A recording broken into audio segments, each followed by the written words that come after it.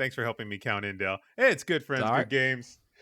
It is August 26th. It's episode 26. Okay, I'm gonna start us off here with a little question Wait. for. Hold on a second. Hang on a Episode second. 26. It's episode 26 on the 26th.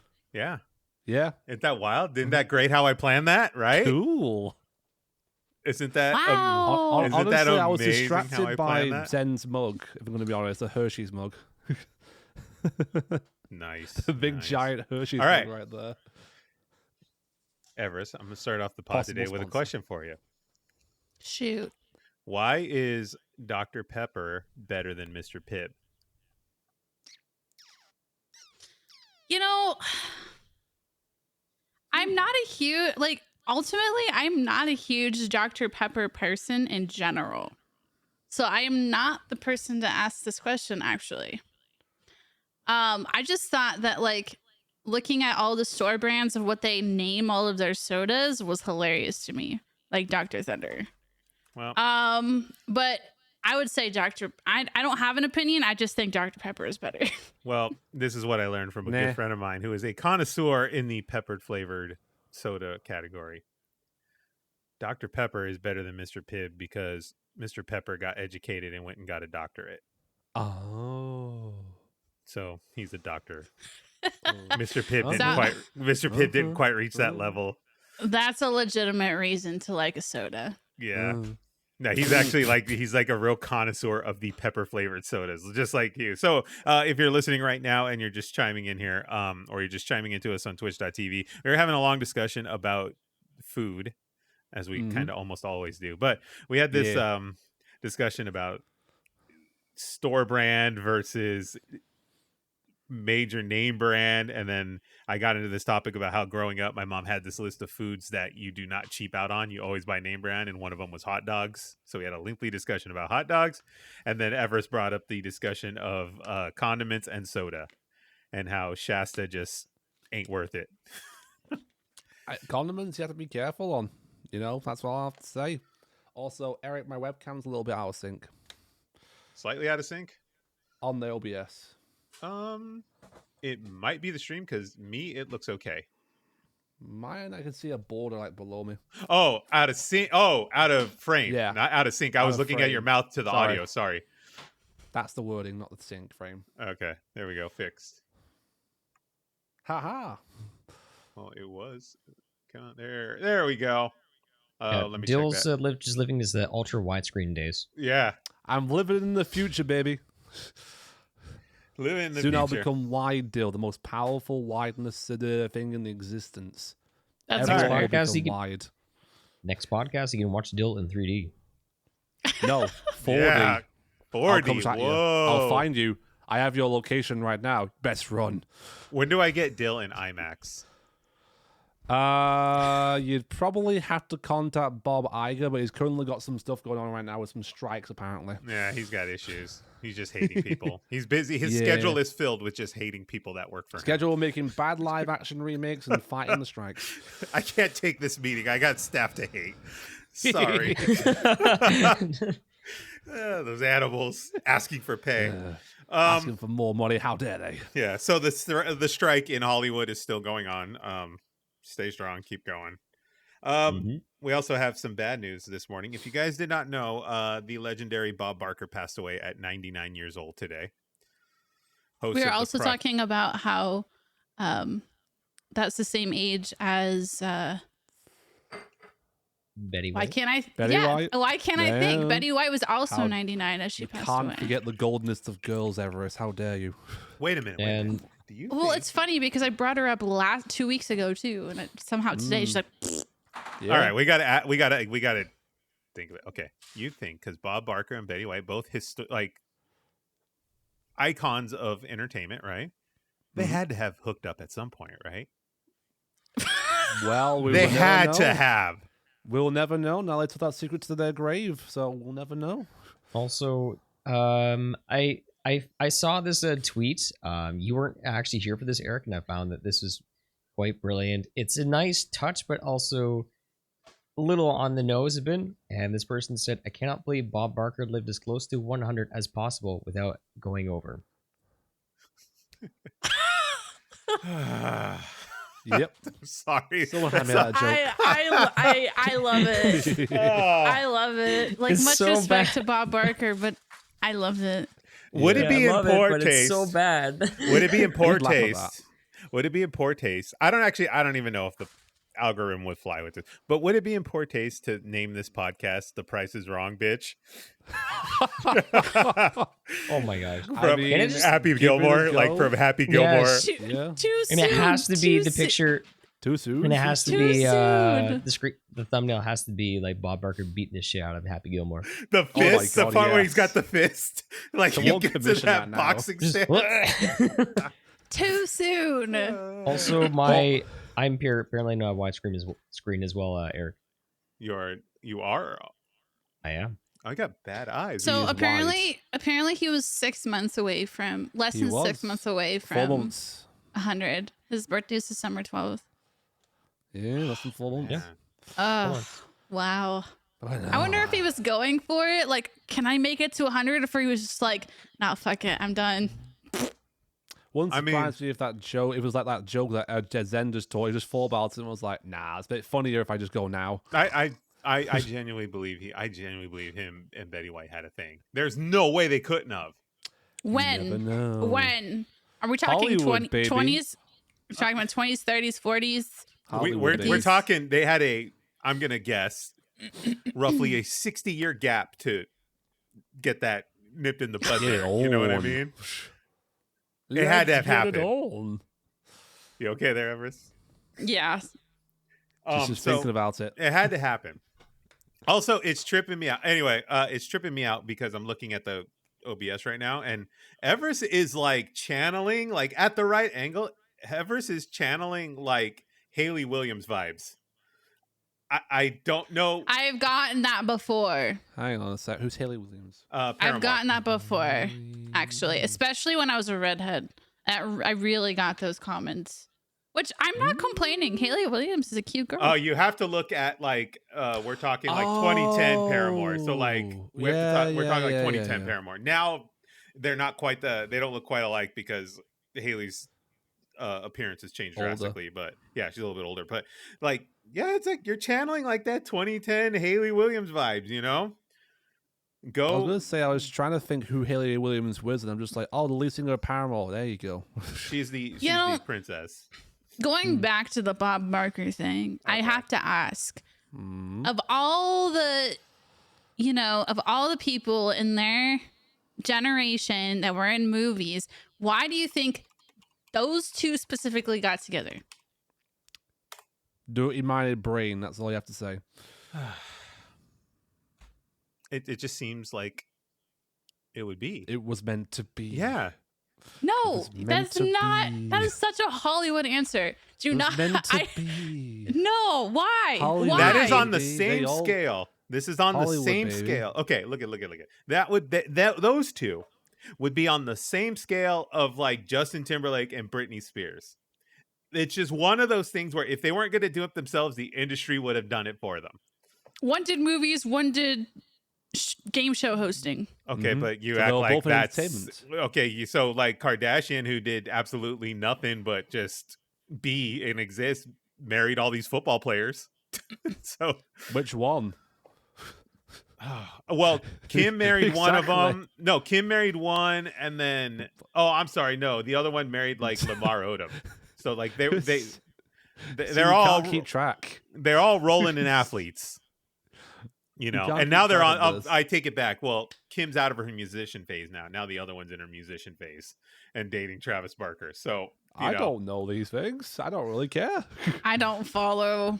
Okay, so I get Yeah. it, but like I don't follow We're the. getting educated right here in TMC. okay, we're disappointing Zenith. We're disappointing him. He's getting very upset with us that we're even. Do you have a No, discussing it's connection just in I don't TMZ? care about the Kardashians. This is just No one does. I don't either, but I'm trying to No. just prove Everest's point, or I'm trying to like question Everest's question. You're here. proving a point. You that have no to one think. wants You have to answer think about like the internet has changed dating completely, and Yeah, true. broad media changed dating completely than back in the 1920s, 30s, 40s, and 50s.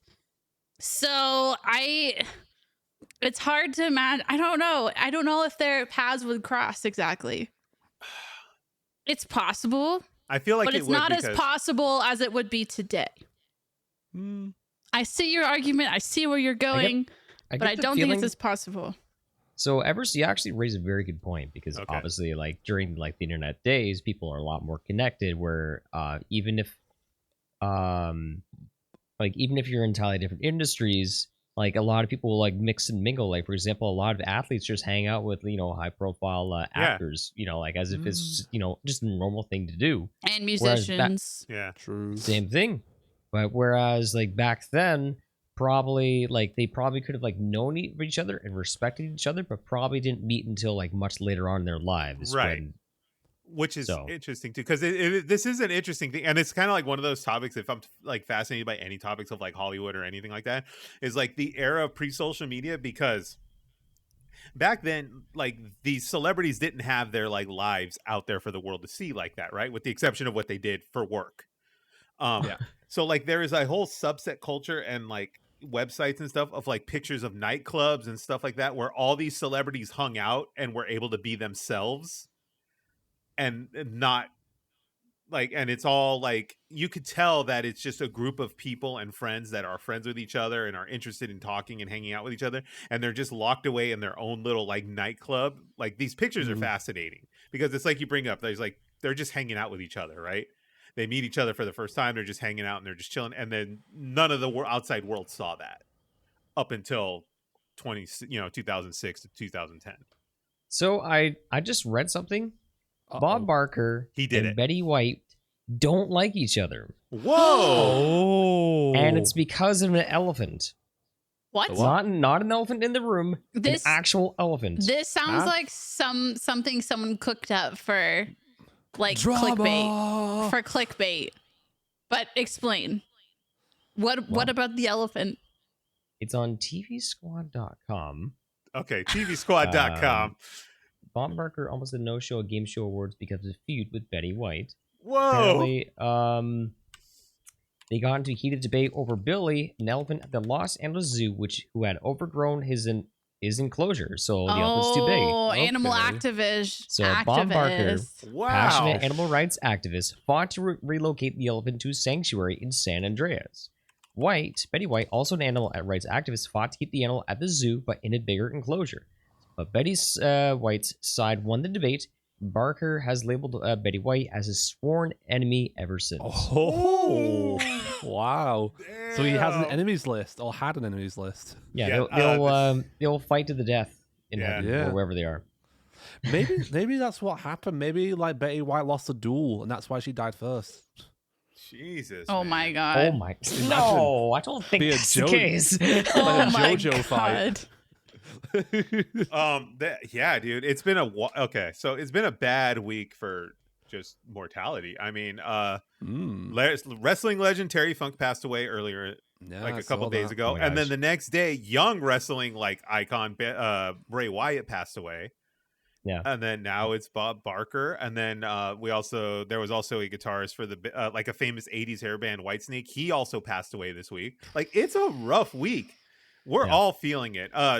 Obviously, Dill, Chewy. one Oh, go one ahead. quick little thing, just a little joke. So you referenced that Betty White and Bob Barker to beat each other and fight as if it's like it's in as if it's like in JoJo. But- Yes. So Bob Barker just shows up and it stands right next to Betty White and he's like oh my gosh. You know what? Never mind. Are you talking about Yeah, that scene where it's- he's literally like up close and personal with that other person's face? Is that what the scene you're talking about? Yeah. What's his name? Dio. That one. Ronnie Yeah. James So Dio? instead of Dio, it was me, Plenko. Yeah. Oh yeah. This is the Plenko machine. Of course. Yeah, there you go. So- it was so me, Plenko- Plenko. So you're saying that Pinko is Bob Barker's stand? Yes. So what's Betty White's stand then? I have no idea. Why are we Anyways, still please continue. talking about this? Oh my god. Why are we still talking? I don't know. It's very Okay. important. Anyway. I anyway. feel like my reference in price is JoJo wrong, has triggered a memory in bitch. Zen's brain. All right. Anyway, I'm tired. heart goes out to all those families out there, and any fans of those individuals. Yeah, it's a rough week. Obviously, a couple of us in the panel here have been going through a rough week, but we'll kind of skip Well, past at least that I'm here. not an ex-president, so it's okay. It's all good. Oh, the mugshot. Can I use that as the Breathtaking. episode? Like, Yes, Please It's don't. absolutely. Yes, I don't- do it. I just escaped that tangerine hell. You I can't don't escape want to it deal with it forever. anymore. The As a- funniest part about that mugshot is he smolders. He literally poses for the camera. You can see it in his face. He looks pissed, but he's posing still. I should have just, instead of having our cameras up, I should have just used the mug shots. Oh, Yeah. and get this. Apparently, someone on the Fox News panel said that he looks good and hard, and then immediately afterwards had to like cite his unblemished record of heterosexuality. Like, what is wrong with you guys? Is this Trump's version of like blue steel? Yes, it is, basically. It's a Zoolander reference like all over right there. Oh, it's so good. What was his? Who's the one that played? Oh, Ben Stiller. Ben Stiller Stiller. called Donald Stiller. Trump. Ben Ben Stiller Stiller, called Owen Donald Wilson. Trump and was like, "Do the blue steel. Do the blue steel." Yeah, he did. Oh my god! Imagine if Ben Stiller literally comes out of retirement to literally talk about this in Zoolander's like cosplay. Is he Holy retired? fuck. I think Ben so. Stiller? I've not Yeah. seen him in anything for Yeah. a while, so I'm just imagining Trump now. Love the blue steel. Beautiful thing. It's a beautiful thing. Did you ask if Ben Stiller retired? Yeah. I don't know. He feels no, like he has. he's not retired. He may just be taking a break. Okay. long yeah, one. a long He's ass not break. that. He's not that old. I mean, I guess 5-year without doing anything is equivalent He's to my 35 minutes 57. on an hour break Oh, or okay. whatever. So apparently he's He's more 57. into directing and producing at the moment Ah. than he is actually acting right now. Okay. That's from Yeah, last year. Yeah, because like after a while, he started like directing his own movies. Yeah. That's wild. That's 'Cause, like, didn't Okay. didn't he direct Tropic Thunder? Yeah. I think Producer. so. produced. Ah, Producer. everything. Okay. Yeah. Well, on that note, I know Everis, you've been going through some stressful. Did anything good happen to you over the past kind of week? You can be honest and be like, no, it's been a shit show. You don't have to No, divulge any details. So it's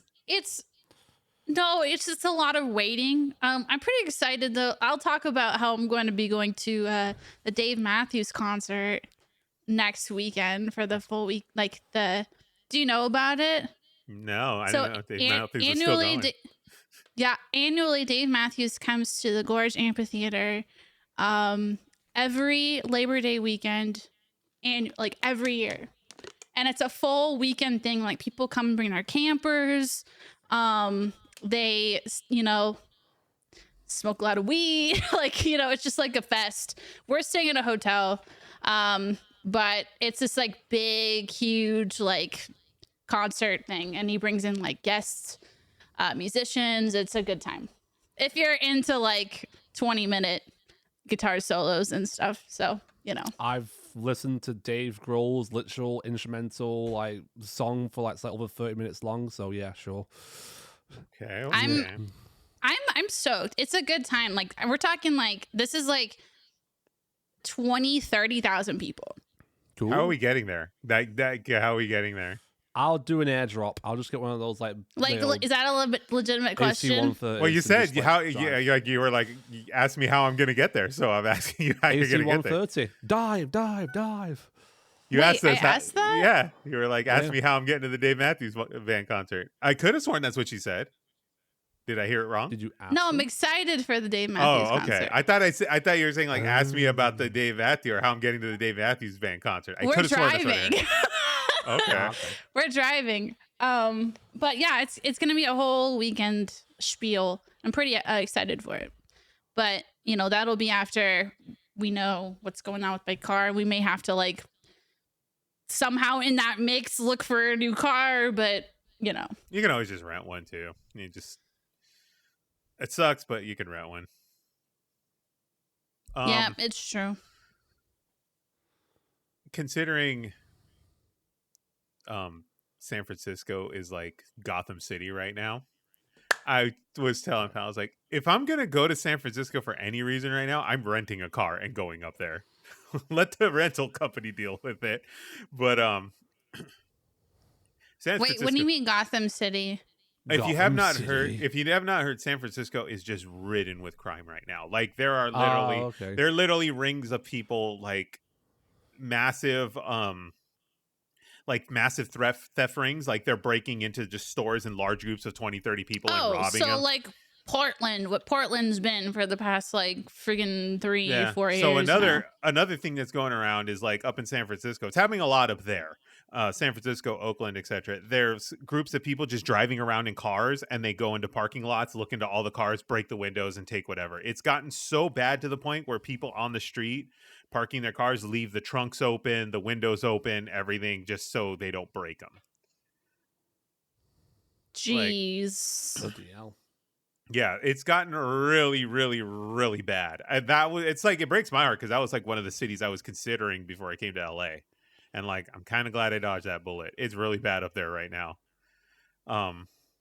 It actually happened. One of the thefts, like the major thefts in LA, happened around the corner from my house here, like this major shopping mall. They like broke into like one of those high end. Well, they didn't break in. The store was open, but they went in like with 20, 30 people into one of these high end department stores and stole all the purses, the sunglasses, all of that stuff, and just ran out the store. I think they got away with like 30 grand worth of stuff. So ask Yeah. why now? Like, why is it happening right now? And all of a sudden, This is semi-political, so I won't get too deep into it, but California passed a law where it was anything below $950 in theft would be considered a misdemeanor. oh my goodness. So what the intention of the law was, it was to keep people out of jail for petty crime, like, you know, weed possession and things like that. But it kind of, you know, as with all laws, intentions may be good, but people find loopholes. Yeah. And then on top of that, you have these situations now where like retail stores have security, but security has a very like particular way how they're allowed to approach people, because people will sue if they're injured while being captive, you know, or being, you know, arrested or whatever you want to say, you know. So like if they catch the thief and they injure him doing it, the thief can sue and things like that. So like companies are all worried about this type of stuff. So like it's gotten crazy out of control in Southern California. Actually, all through California has gotten pretty hella crazy.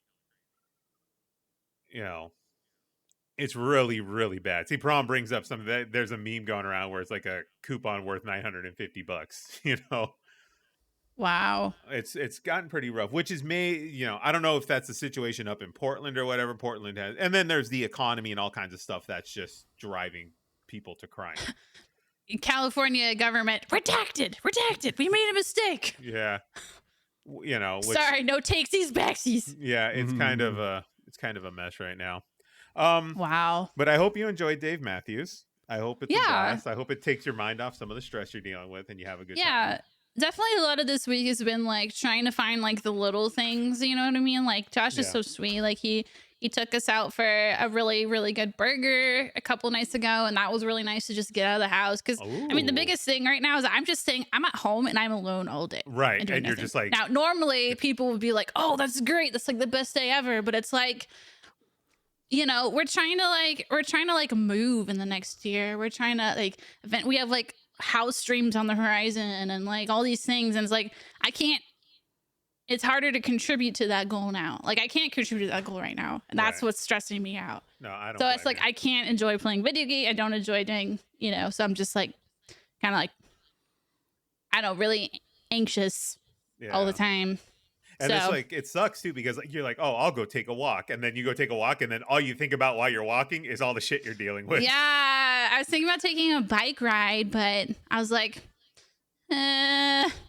the smoke has been really bad lately, so that's also been kind Yeah. of a big bummer. Because like even if I went outside, it's like for I don't know a good 4 or 5 days we're dealing with at least 175 plus air quality. Eventually, it got to 300 on one day, and so it was just a really tough week. So it's definitely trying to hone in and be like, okay, what am I grateful for? I have a house, you know, I'm sleeping, I have food, like la la la, all this stuff, and you know, It could be Yeah, worse. Josh. Yeah, Yeah, Josh. it could be way worse. Like we Yeah. had a really bad like I think it's up to like 11,000 acres now, but we're talking about hundreds of homes were burned down. Like it's not Oh, just a man. forest fire, it was a small city fire, and so they all lost their it's just been really weird around here. So Yeah. Well, we're glad you're okay on all fronts. You know. thank you. Yeah, we're glad you're okay. So You're am I. functioning. Yeah. It could have been a lot worse. I'm glad that fire made its way the opposite direction. Now, I'm not I feel bad for those people that now are getting it in that direction, but it's out of your direction, so I'm grateful for that. So, Yes. um Yep. Zenith, I know you've been playing the real life version of Moving Out. How's that going for you? It's good. I am just about all done. I moved my. I helped move everyone else out of the apartment. So I am now by myself. I get to just relax for a couple of days and just catch up with some much needed rest because I haven't really slept much. I've been drinking way more coffee than I need to, and it's not really helping. But I guess that for this at this point, I've just kind of just like taken in like what time I have by myself before I move into a new apartment because I won't be able to make as much noise there. I have to kind of like feel things out, try and establish like a good reputation with people that live there, and so I'm just soaking in every single moment that I have of myself, and so far it's been nice, but boy, I'm tired. Are you gonna do like sound panel treatments and stuff in the new place to kind of help Yeah. minimize the noise? Okay. Yeah, I was actually told to use the soundproofing panels because they plan on doing painting afterwards. Because what's actually happening is the lady that I'm staying with, she's fallen upon a hard time. She hasn't been able to get work recently, so she had an older gentleman who's retired move into the other bedroom because she's lived there with my one friend. Because this is a mother of a dear friend of mine. And actually, I helped them move into that apartment many years ago when they were about like 18 years old. So, so like what happened in order to make room for me is the mother is moving to a segment of the living room. So she put like a whole bunch of like dividers and like some screens to give herself a place where she's able to sleep on her bed.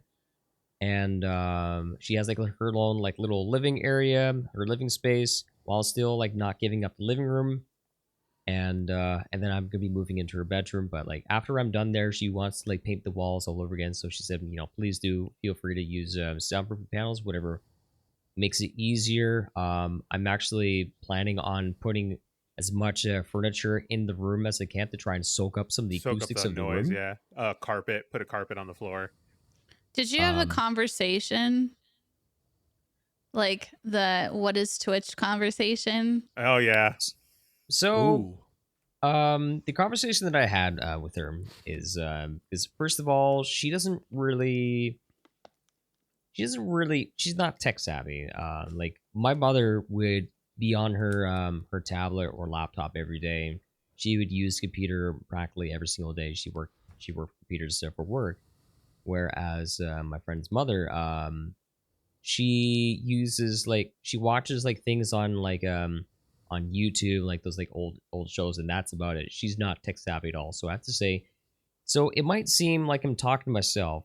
I'm actually not. Okay. So it's going to be an interesting adjustment, getting her used to me, and then like I think for the first while, I'm going to try and keep the volume down low until she gets used to it, and then eventually, kind of like see where things go, see if they get used to it. But just tell you're on a phone call for like 50 people. I always explained it like I explained Twitch when I was doing it pretty heavily. I explained Twitch to people that wouldn't. I was like, it's basically YouTube in real time. Like I am recording everything right then, right there, right now, and people are watching me do it. That's basically how I explained it. And they're like, oh, that makes sense.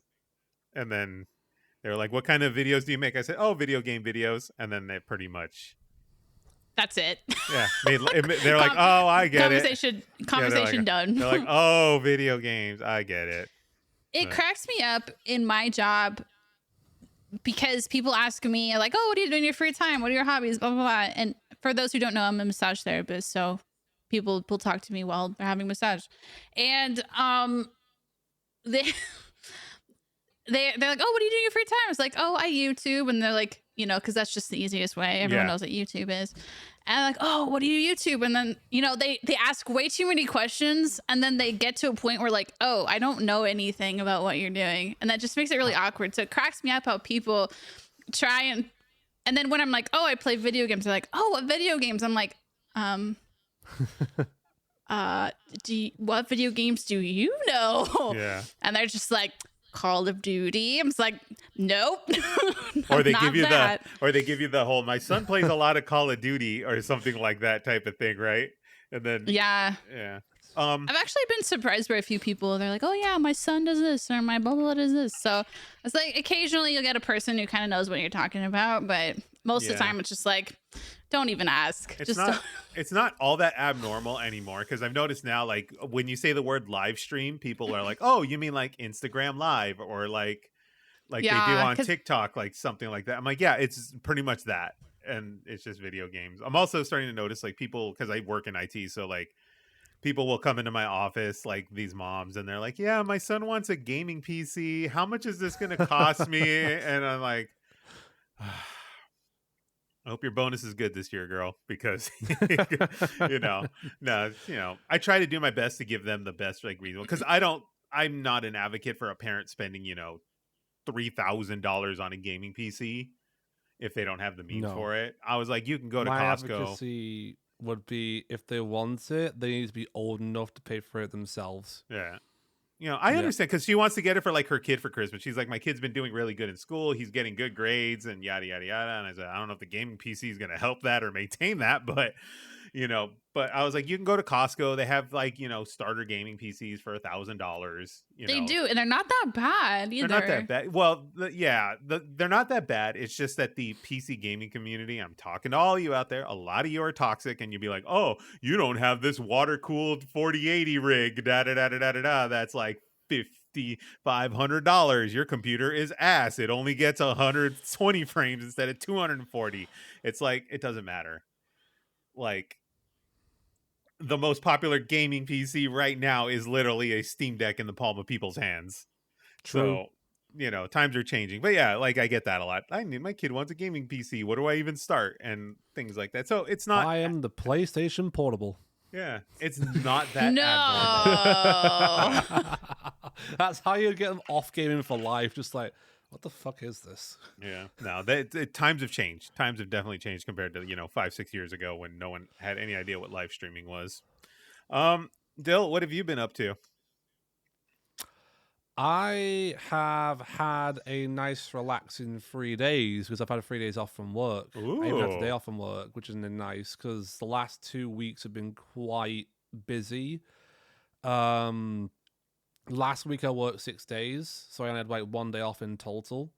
Mixed it up with like streaming and editing and stuff like that. I've been pretty busy the last like 2 weeks, honestly. So I got 3 days, but because I changed shifts with my coworkers, I had 3 days off basically. So I've just been trying to relax a little bit, still work on stuff. But did you go out and touch grass? No, I already done that plenty, honestly, when going to work and back. So I just spent the last 3 days in my house just gaming, streaming, editing, catching up on programs, and just like catching up on games that I'm playing in my own spare time as well, pretty much. Yeah. That's all I've been doing like the last 3 days, just trying to chill, mellow, and chill out before going back in tomorrow because it's bank holiday weekend. It's what weekend? Bank holiday weekend. So the UK has a select number of like Sundays and Mondays where it's bank holidays, where like an event happens where the royal family declared, I declare this a bank holiday, and everyone gets an extra day off on Monday, basically. Oh, okay. So I guess is what I guess we have. Yeah, ours is. When is Memorial Day? That will count as bank holiday. Yeah, yeah, basically. That's like in a week or two, right? or is it Labor Day? I forget. I Pro- get Labor them. Day. Labor Labor Day. Day is this upcoming one. Okay, I I don't get know them. any Memorial of the Day holidays. is in the beginning of summer, isn't it? Oh, maybe. Okay. Yeah. I know the American firework holiday, the 4th of July. Yeah, we just May had that. 29th is Memorial Day. Oh, okay, I always get them mixed up. Okay. So okay, Yeah. so Or Labor Day. was, this year. Yeah. Yeah, Yeah, Labor Day. that'll be that's our what I've been Victoria doing. Day here Yeah. in Canada. You Mhm. guys do Yeah. or don't? Hmm? You guys celebrate a Memorial Day, Zenith? Is that what you were saying? No, Hmm? Oh, we no. have Victoria Day. Victoria Day. Okay. Ah, Queen Victoria. Sorry. Mm. The British is always there no matter what. Hey, Duh. whatever gives me a day off. True. See, I don't True, care I who don't- we're hey. celebrating. It's a day Yeah. off. Hey, I like, don't- I don't king care got coronated, what they kind of don't get to stay monster off. that person was. Give me a day off. You know what? You're sitting there like, you know what? She gave me a day off. She ain't all that bad, Dill. Like, Yeah, Jesus, Queen. this Yeah, is Queen why Victoria Zen's in Africa boils for hot the royal dogs. family. I don't care. yeah, Give me a day what off. hot dogs. Oh, yeah. So- Back on the topic though of what Everis said earlier though about like was it Erik or Everis saying about like co-workers asking you about like Oh yeah, me. what games you're into and stuff like that. My clients. Yeah, my co-workers do that sometimes. Do they actually and, play though? Do Uh, they actually one play of- stuff? Or are they Yeah. just throwing questions to the wind? Well, one of them asked me about The Last of Us because she really enjoyed The Last of Us TV series, and so she wanted to play the game that it was based on. So I advised her on what game to get, what the best deals are for that game. She has the first one and the second one. She's currently working through the Whoop. first one and is doing pretty well at getting through it. She's currently now like past a certain past the halfway point, I think, in the game, which is good. I've already like given her like a mental preparation note for the second game. I think I And, like, talked about this. This I happened to haven't me too. I haven't told her exactly what happens, but she already found out what happened anyway because she got spoiled it by someone online. So, but yeah, That Yeah. brings up a really interesting point because since the Witcher show came out on Netflix, people, when I mentioned The Witcher, they're like, "Oh, I know what you're talking about," and it's like, "Oh, do you really? Yeah." And then I explained to them, "Oh yeah, it started out as a book series, and they made a video game out of it."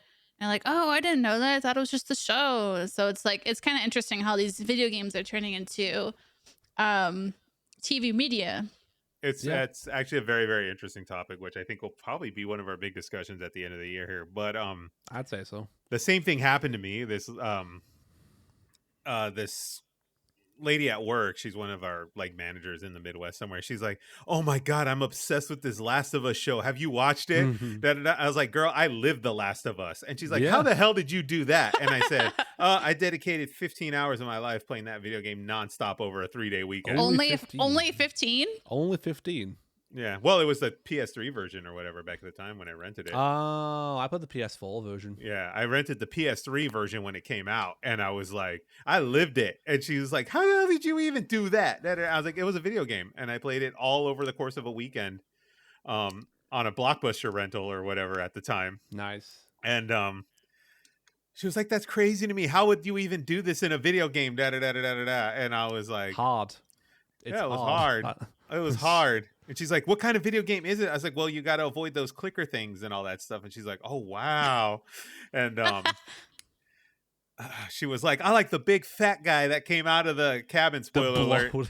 Yeah, the bloater. She's like, "I like the big fat guy that came out of the bloater." I said, "Play the game. You will hate the bloater." You will.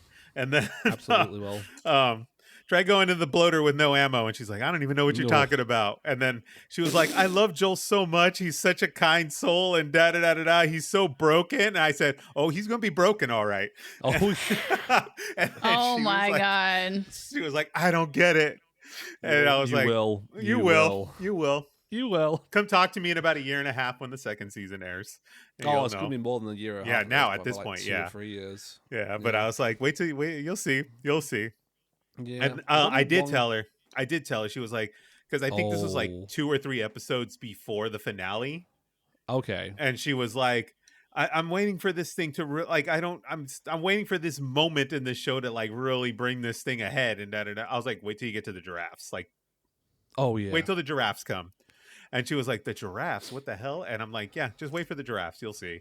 And because Yeah. that's like if you, spoiler alert, if you have not played The Last of Us yet or watched it, the giraffe is kind of like the moment when Ellie kind of gets her first, like, I guess it's like the moment in the whole thing when she kind of experiences like the joy of the reality she's in, like Yeah. the small joys of the reality that like they're currently living in, and it comes to those giraffes. Like she sees the giraffe, she runs, and she's just fascinated by giraffes and stuff like that. It's one of those small, like, touching moments in the whole thing. It's like a small moment in a game that's completely bleak and dark.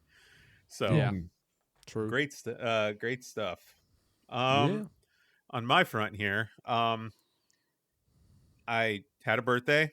I took some time off, Yes. relaxed, played a lot of Tears of the Kingdom, played a lot of Nice.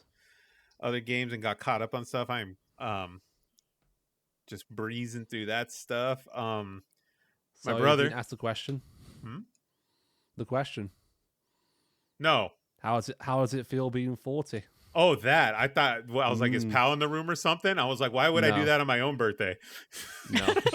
Yeah. You No. know? How does it feel at being 40? It doesn't feel any different, to be honest. This one doesn't hit me as hard as 30 did. 30 really messed me up. I was like, my youth is gone. I'm old.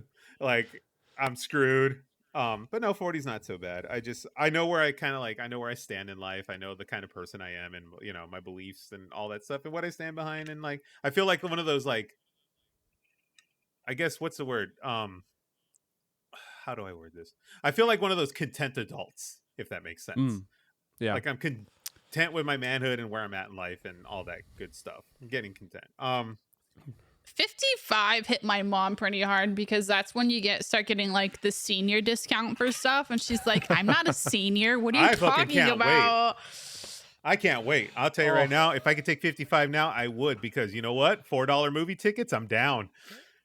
It reminds me of I served this like table at work, and it was Sunday, and they wanted like the roast dinners, because every Sunday at work we do roast dinners Okay. on the menu and stuff like that. Potatoes, a whole shebang. And she said she wanted a roast dinner, but she didn't want a big portion roast dinner. I was like, we do a small portion dinner if you want.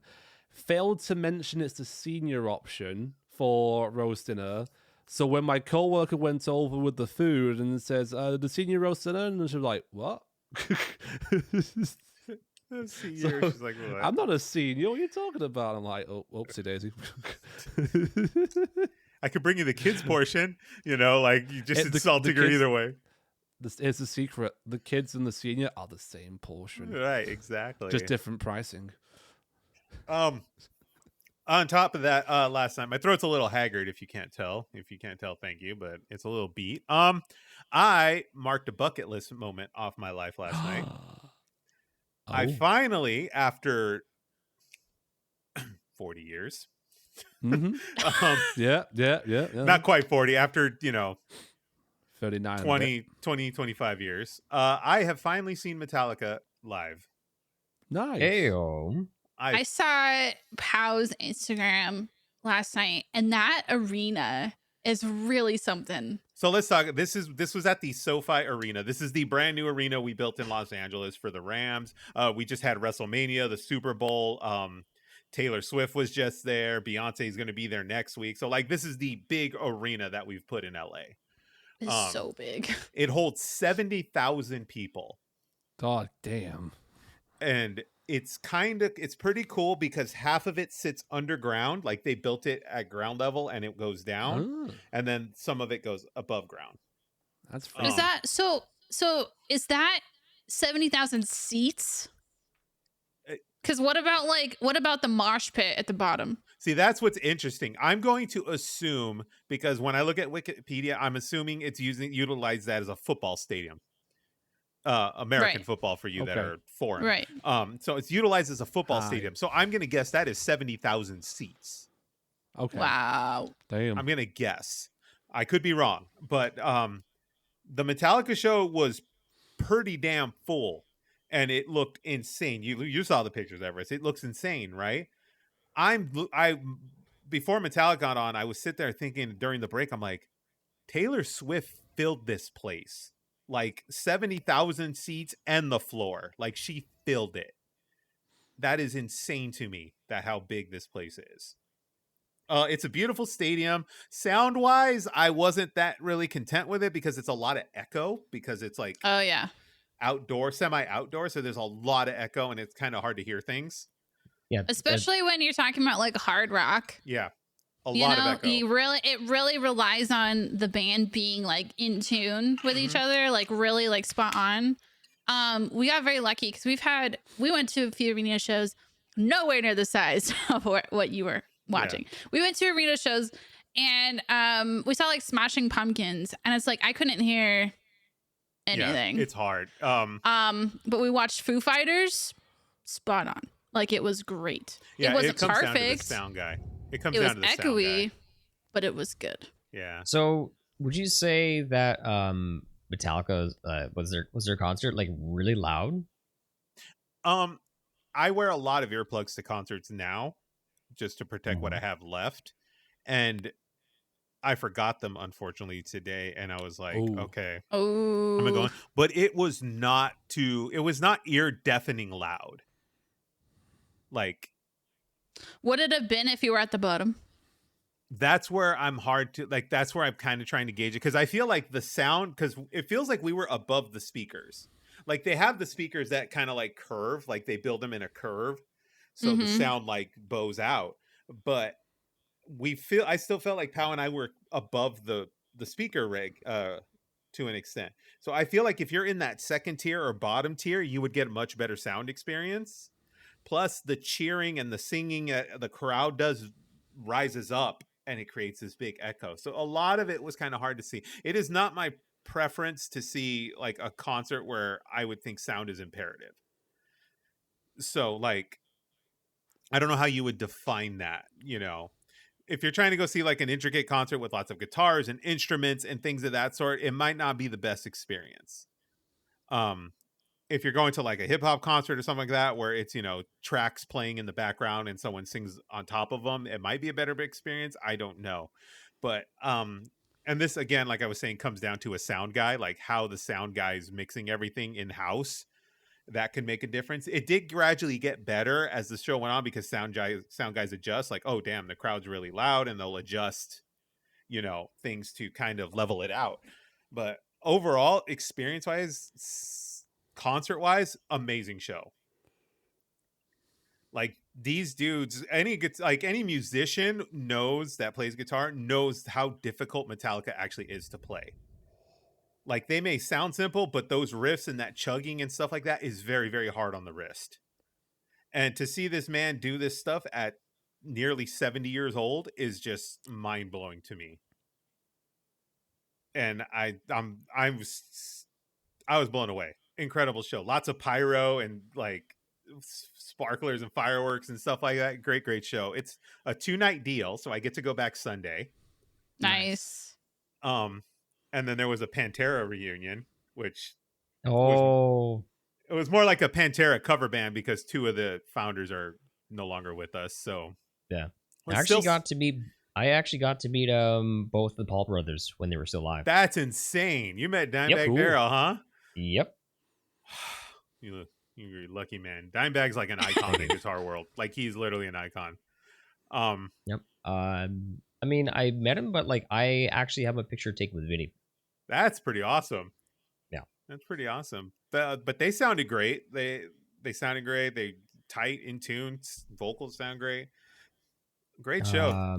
Pow's a bad influence, guys.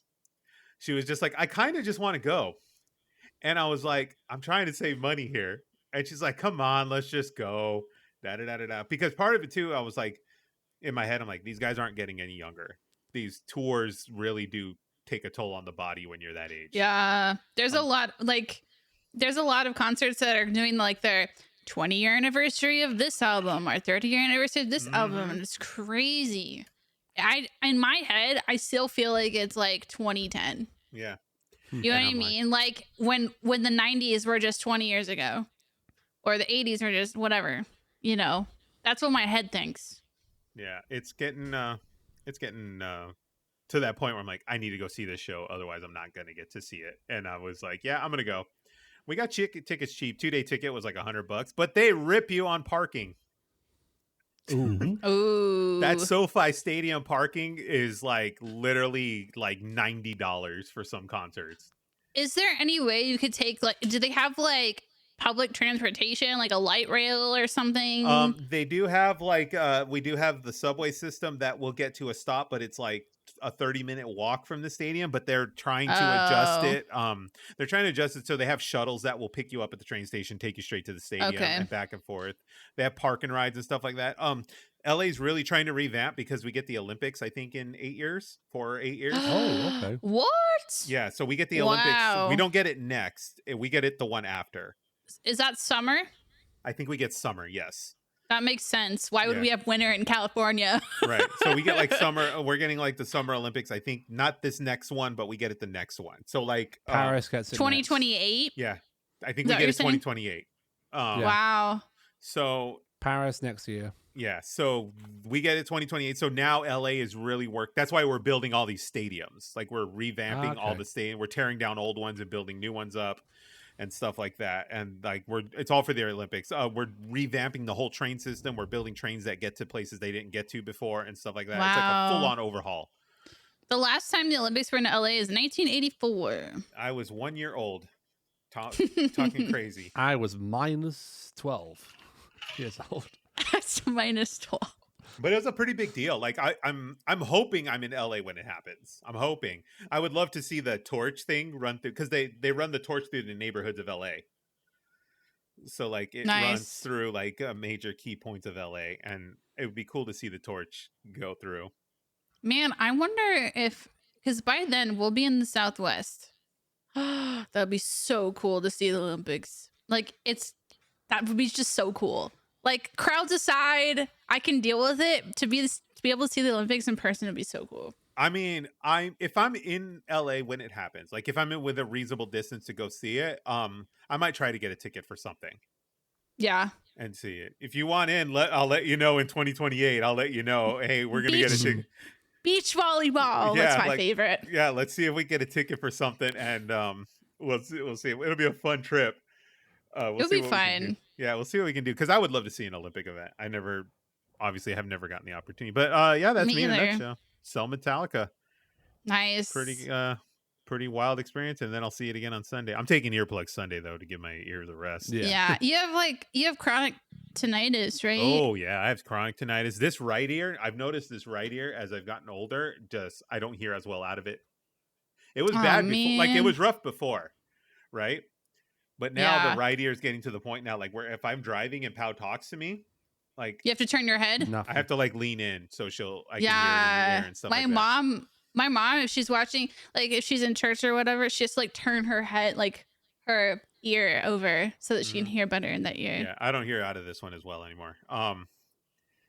So like I protect what I have left. I wear a lot of earplugs, and things like that to keep volume levels lower. But I figured I'm 40. I've got about 40 left in me. I'm okay. Well, they make like those hearing aids look like earbuds now. They're getting so much better. Like Yeah. they're getting so much better. So it's like I wouldn't say it's a bad thing to get yourself some hearing aids. But I don't need them yet. Because like I can drive. I don't have problems hearing when I'm driving and stuff like that. So it's not like a serious. By the time impairment. you need it, it might be like a little implant, like a little, just like Yeah, tiny could little. be. Well, they have that stuff now. They have surgeries that will replace like the hair. Because stupid, this is completely pointless in terms of the discussion here. But like sound goes into your ear and then it passes across these little hairs inside your ear. Yep. So they It actually detects have the wave level. Yeah, they actually have implants for that now. Because what happens is when your hearing gets damaged, the hairs bend down and they never come back up. Yes. So like they have implants now that they'll put in there, That's and like that's so That's cool. insane. yeah, it's nuts. And like I mean, hopefully it gets cheap enough to where if I can do it, I can get them or whatever. But like I can still hear. It's just I have to be more careful about it now. No more club concerts with no hearing aids. But that is my life and all of our lives here. I'm glad everyone's doing okay. We're all struggling a little today. We're all beat. We're all Mhm. tired. We're all a little Yeah. beat up. But As long as I get through to the middle of next month, it'll be all right. I'm just in like an old Honda that's getting beat down till it dies. It's like, keep driving. I feel like a 1950s Chevy might look nice on the outside, but we're gonna cough, sputter, and might not even start when you put it in the key in the ignition. You may be a 50s Chevy that's in that condition, but you're also a 50s Chevy that none of us can let go. Hmm. So there you go. Aw. Old, beaten, and battered. We'll still work on you in the garage. You just need some Mhm. modifications. Yeah. Oh my gosh, make me an android. I'll fucking do it. The damn robots. Hi, I'm Zen, the android sent by Cyberlife. Yes. Since I'll I be- got it on since I've got you on the frame here, Zenith, we'll start with you for video games this week. What you got going in between your move? I'm still finding time to stream, and not only that, stream a lot, because you want to know how. So like I've been playing Baldur's Gate 3, but I'll tell you about that in just a second here. But I just want you guys to just bear with me for a second, because I'm gonna be taking a look at how long my streams have been ever since I started moving, getting prepared for this move. So yesterday, streamed for 7 hours 53 minutes. The day before that, it was horror games, but that's because I had plans immediately afterwards. I did last Sunday 8 hours and 52 minutes of Ocarina of Time. I saw that. I was watching The some day of that. the day before that, Pokemon Gold for 7 hours and 5 minutes, and then the day before that, Link to the Past Randomizer, 8 hours 20 minutes, and just before that, my final day of Farmer Zen was 7 hours and 52 minutes of Stardew Valley. Your typical is like 5-6 hours, right? Right. Is that Yeah. your goal? Yeah. Yeah, that's a long time. That's Yeah, a for long randomizers, time for longer. like. Yeah, that's a long time. I was like, 3 was my cap. If I went over 3, I was like, I gotta go. I'm done. 4 is about my cap. Yeah.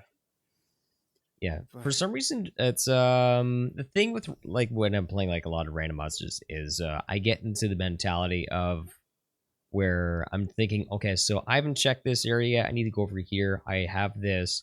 I want to make sure that I find this before I call it a day. Otherwise, I'm going to be lost the next time I pick this up again. So my brain just keeps chugging and chugging and chugging, and it's an awful lot of work, not only like physically but mentally as well, because you're always trying to think about what's your next move and trying to save on like how much time you spend trying to get to the next, trying to get your next crucial item. But other games, I try and keep it short-ish, but I'm in the mentality of, hey, I want to try and finish this up, that way I can move on to bigger and better things. Well, not bigger and better, but like just other things to try and keep my content fresh. But what's probably not going to I'm not going to get tired of anytime soon is Baldur's Gate 3. I've been I want to having hear so about much fun with it. You're digging deep in it, huh? Yep. I am on the verge of banging one of Oh, the hottest characters in the game. She's What's her very name? nice. oh, what's She her name? wields a spikes. Everis gives us this look like she hasn't heard Guy talk before. Mm. There's a lot of hanky panky in this game. yeah. It's going. There's a lot about it. I'm looking You at can Everis's pull. face. You She's can like so pull disgusted in with this us right game. now. Hey! Morgan is trying to get with the slutty man slut vampire. It just Oh, cracks me yeah. out because, like, I know how much content is in that game, and there's so much more to offer than banging whoever you want to bang. Yeah, you can Like- apparently You can fuck adjust the bear. You can fuck bear. I heard you can adjust your wee down in the character creator. Like, Yep. That's yeah. old news. That's old news. What was that? Conan Exiles did that first. Oh yeah, that's the game where they were helicoptering and all that stuff. Yes. Yeah. Conan Exile did that first. Helicopter time. What a wild time, huh? Just like you just walk into a stream and it's just Conan helicoptering on the stream. You're like, what the fuck? So apparently, for Baldur's Gate 3, there is a speedrun. And it's called Sex Percent. I've heard of this. And believe it or not, from the very start of the game, you can fuck someone in 3 minutes and 50 seconds. 3 minutes? I thought it was 8 minutes. Nope. They've Who? shortened Now it. less than 4 8 minutes. minutes is with the foreplay, Dale. Okay. Is it a what or a who? Oh, what? And no, it is a them, Everis. A them. Whoa! It's a she. You Is she's it like basically some this. random whore on the side of the street? No, it's a main character that goes with him. Just at She's a first, lady, Everest. she's vicious. She's absolutely vicious. Like every time, like you say, "Hey, you should stay in camp," and she's like, "Fuck you! You're gonna die. You're gonna lose, and you're gonna regret this." And I'm like, "Wow, so it's okay." aggressive fucking. But Wow. yet, if you are the same race as her, and if you just go straight from point A to point B, she's like, I want you so bad. I'm like, wow, that's easy. Okay. I Smoke with the can't believe pheromones. I've been missing out on this. Racist. Yeah. Damn. Sounds Yeah. like it. Well, even then, like, it is a little bit easier, but at the same time, she came on to my character. I'm like, wait. No, I'm trying to get with this other girl over here. I can't have like every single lesbian in the game. Okay, yes, I'm playing as a female character. Don't judge. Ah, nice. But I'm not So you made it judging. easier on yourself. Base. I see what you Base. did. You played the game Very in base. easy I mode. care Very more based. about my characters when they are very beautiful. Uh-huh. Yes. Mhm, The mhm. aesthetics please you, then I guess. Then.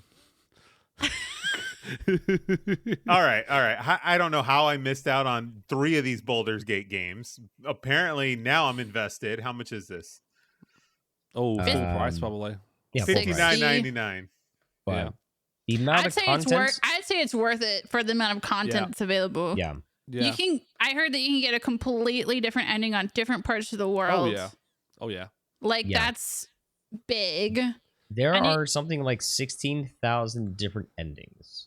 Whoa. Okay. Yeah. Yeah. Nier Automata has some questions here. Every That was single pretty decision every single decision you make, nuts. every single class you make, every single like different stat you make, whether it be like you have more points, like heck, even your background like really shapes like the overall experience and ending. Like, for example, if you're playing as a normal character, you see a squirrel that bites you, and then you try and like talk to it and say, "Hey, don't do that." But meanwhile, if you have some like a bloody past, you can fucking yeet the squirrel with your foot. So I want to play Baldur's Gate, but it's like I don't want to invest in a game this big right before Starfield. True. I feel like this is what I feel like the people that are going to play this game aren't necessarily going to play Starfield. You think so? I don't know. Yeah. I feel like they kind of fall in the same. So I don't know. It's an RPG, right? And so Yeah. and so is Starfield. Mm-hmm. It's just a different combat style. yeah, But you're entirely still. different. But the people who care about story are going to care about both video games. So Prom in here says, I think there's definitely going to be a significant overlap. Mm-hmm. Yeah, maybe I'll take my statement back here because this game just seems too huge to do right now. I can see why you thought that way, Eric. I do, because it's one of them's very D&D and the other one is like action combat. Right. I get it, It's but very they're both space, story. yeah. But they're both Yeah. story focused, and they're Right. both So- exploration focused. So one of my mods, he beat the game after he finished his first campaign after about 50 hours in. Oh So- my god, that's crazy. So yeah, but mind you though, he was doing like a lot of the side content as well because like there's so much to do. There's so many different quests, and a lot of them you could just straight up just choose to ignore them, and like you can even take your time with it because it might seem like, oh, you're pressed for time. No, like, a lot of the quests don't actually disappear, even if you like take your time, like rest in camp an awful lot. So you're welcome to enjoy the game at your own pace. But like I'm someone that like I've reiterated that a lot of open world games are overwhelming to me. It's too much content. It's too much for me to do. I like being pointed in like a certain direction. Whereas this game actually does a really good job of it. It lays out the important integral parts of the game that can help advance the story, because yes, there are acts and there are certain things that help, get you closer to like either the answers you seek or your goal, or if you're want to be a mass murderer, hey, you can go over here and do this instead. So, it gives you a lot of choice, but at the same time, it doesn't overwhelm you, because I can understand that like for anyone that's not really into D&D, they can find it, it's hard for them to kind of like get into it, because you have to like learn a lot, you have to like know a lot about your character's background. That's why people in D&D, they have these like giant books, whereas in this, it's all provided there for you, and they streamline everything in a nice. They just wrap up in a nice little bow, and they make it easy for you to just drop in, have your experience, and go as fast or as slow as you like. So, okay, I guess serious question here: is this Game of the Year contender here? This is now my Game of the Year. Wow. Nice. Okay. Good. Yeah. Okay. I've been having so much fun with it. This is trumping Zelda. Yep. I'm enjoying Baldur's Gate 3 more than Tears of the Kingdom.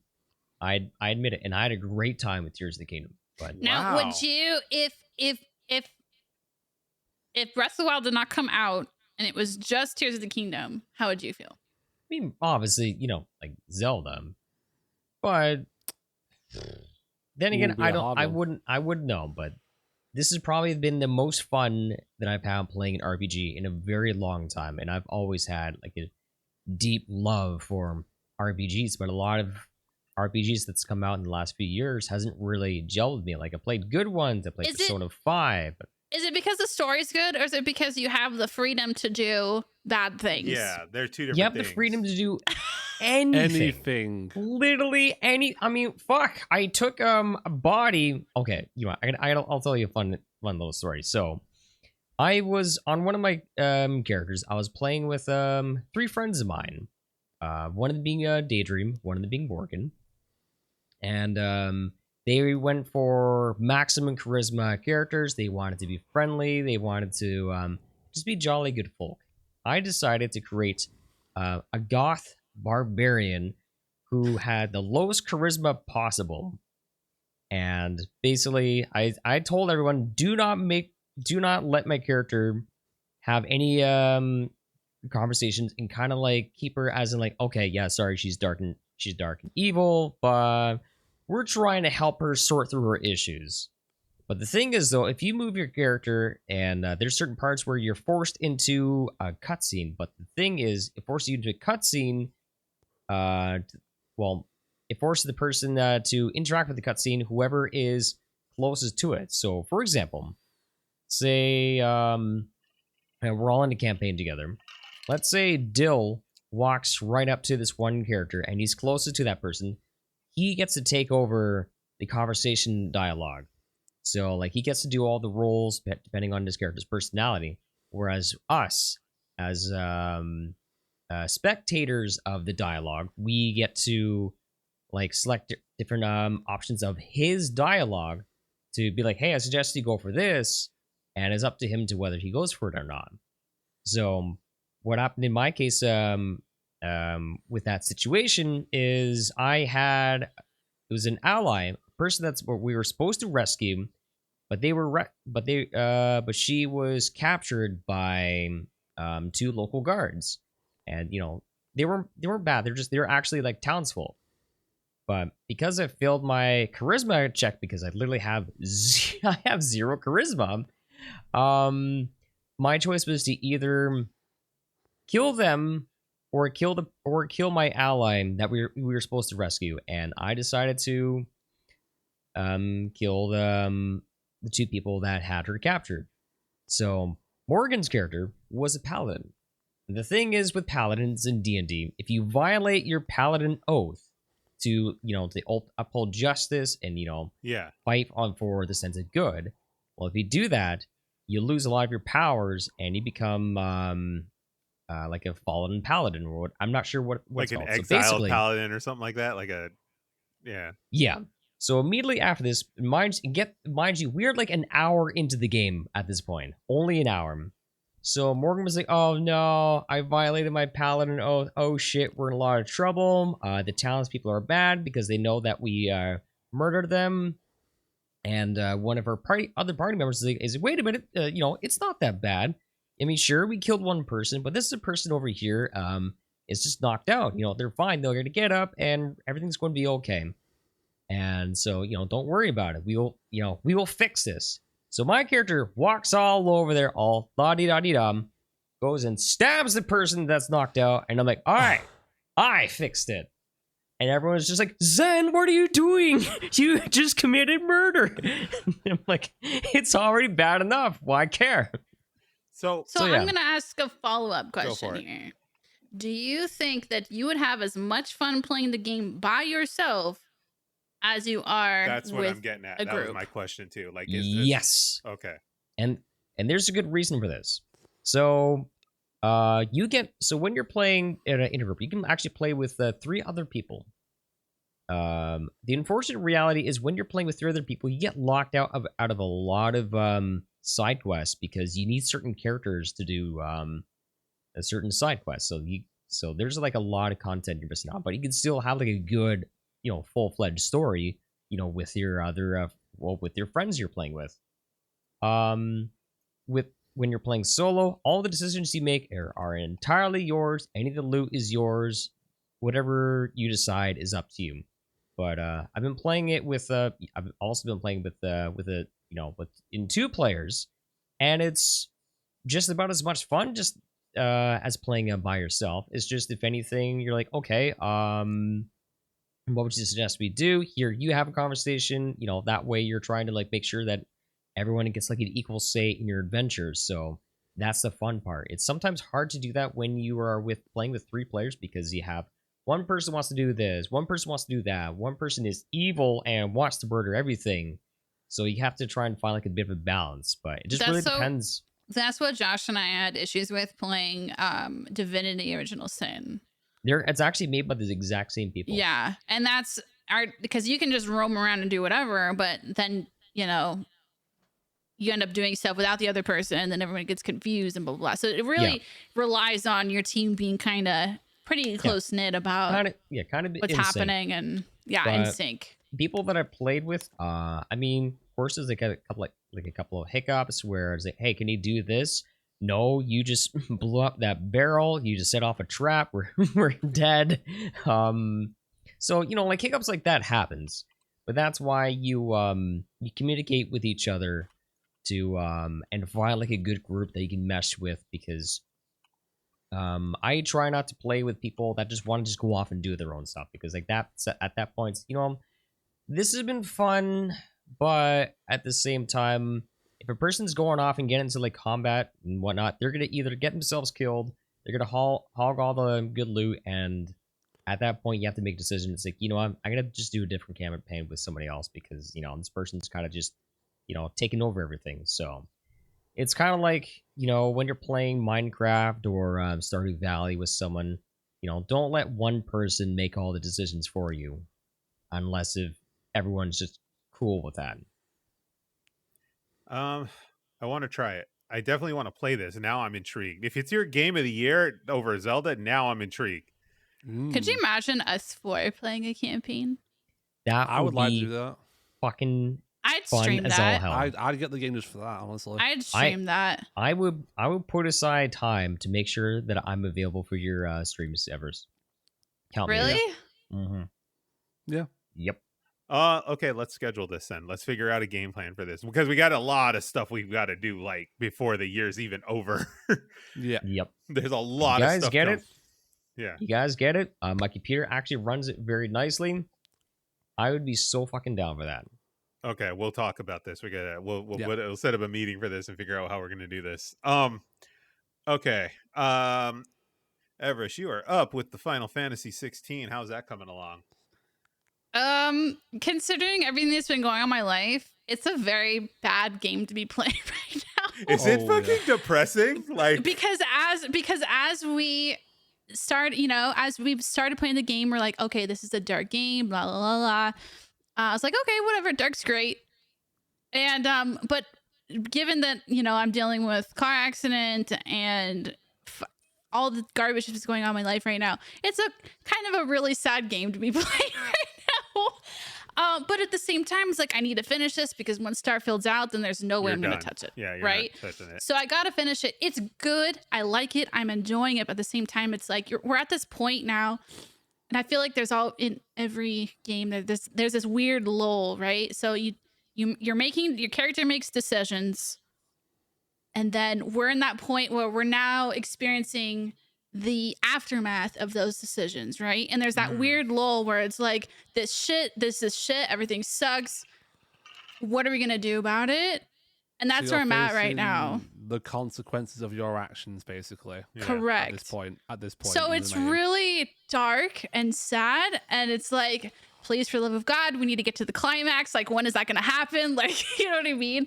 So I actually looked it up. I was like, oh my God, how far are we in the main story right now? And I got like 10% left. So we're getting there. We're almost there. But it's like, but it's like Another playthrough or two, another play session or two, and you're pretty much in, right? yes.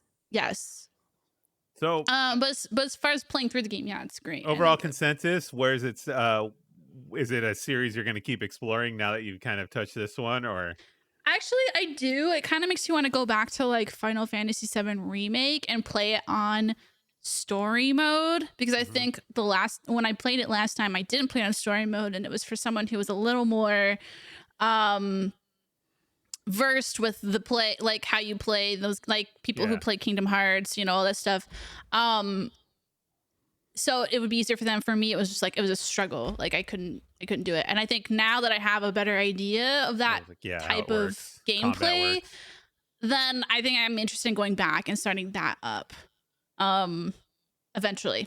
that second half's not this year, right? That's not this year. The second half. That's next year. Oh, thank God. Second half of next year. Oh, thank God. Yeah, Okay. I was like, God damn, we're really getting hammered this year. It was scheduled to come out this year, but whether the recent trailer they posted, like the 2-disc version, will be out in either the first quarter or the second quarter of 2024. So you got time, Everis. You got a whole first half of a year to get it done. No, I'm convinced that Starfield's going to be a 10-year game, just like Skyrim. Could be. It's mass enough to where, like, given the way Skyrim is, with the size that it is, and knowing what we know about Starfield and the size that it is, and how big the Bethesda modding community is, it's going to be astronomically a forever game. Mm-hmm. You know what I mean by that? Like, you can go back and play it 1,000 times. Or it could have it's gonna be one of those things where you're gonna like pick it up and put it down, and I mean, it could have the have a new longevity playthrough of every year or Fallout whatever. 4, though. It could have the longevity of Fallout 4, which is not very much these days. You can't really tell with Bethesda games whether it's going to be like an instant hit. Who knows where it'll fit? Who knows where it's going to sit? 1,000, over 1,000 explorable planets. Yeah, over 1,000 explorable planets, and they each have their own.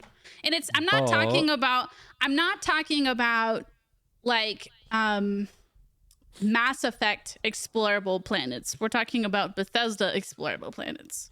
And even like No Man's Sky explorable planets. There's more to it than those video games. I mean, we're talking about this has been what, 8 years in the making? 8 years. So they started this after Fallout 4? Is that basically what? Yeah, that would sound about right, because it would be Fallout 4 than this one, because Fallout 4 was 2015, 2016, something like that. Concept of Starfield started 10 years stoked. ago, and development started in 2016. Yeah, so we're about okay. I'm honestly stoked for it. This is like the one I've been behaving very, very much. I have not bought any new games. It's been very, very. I'm also trying to save some money, so I'm trying to like save some money. I'm like, I need to like not buy these games I don't need. I don't intend on playing right here, right now. So it's like right now I've got my stuff going on, and then I'm gonna jump on Starfield as soon as it is live here.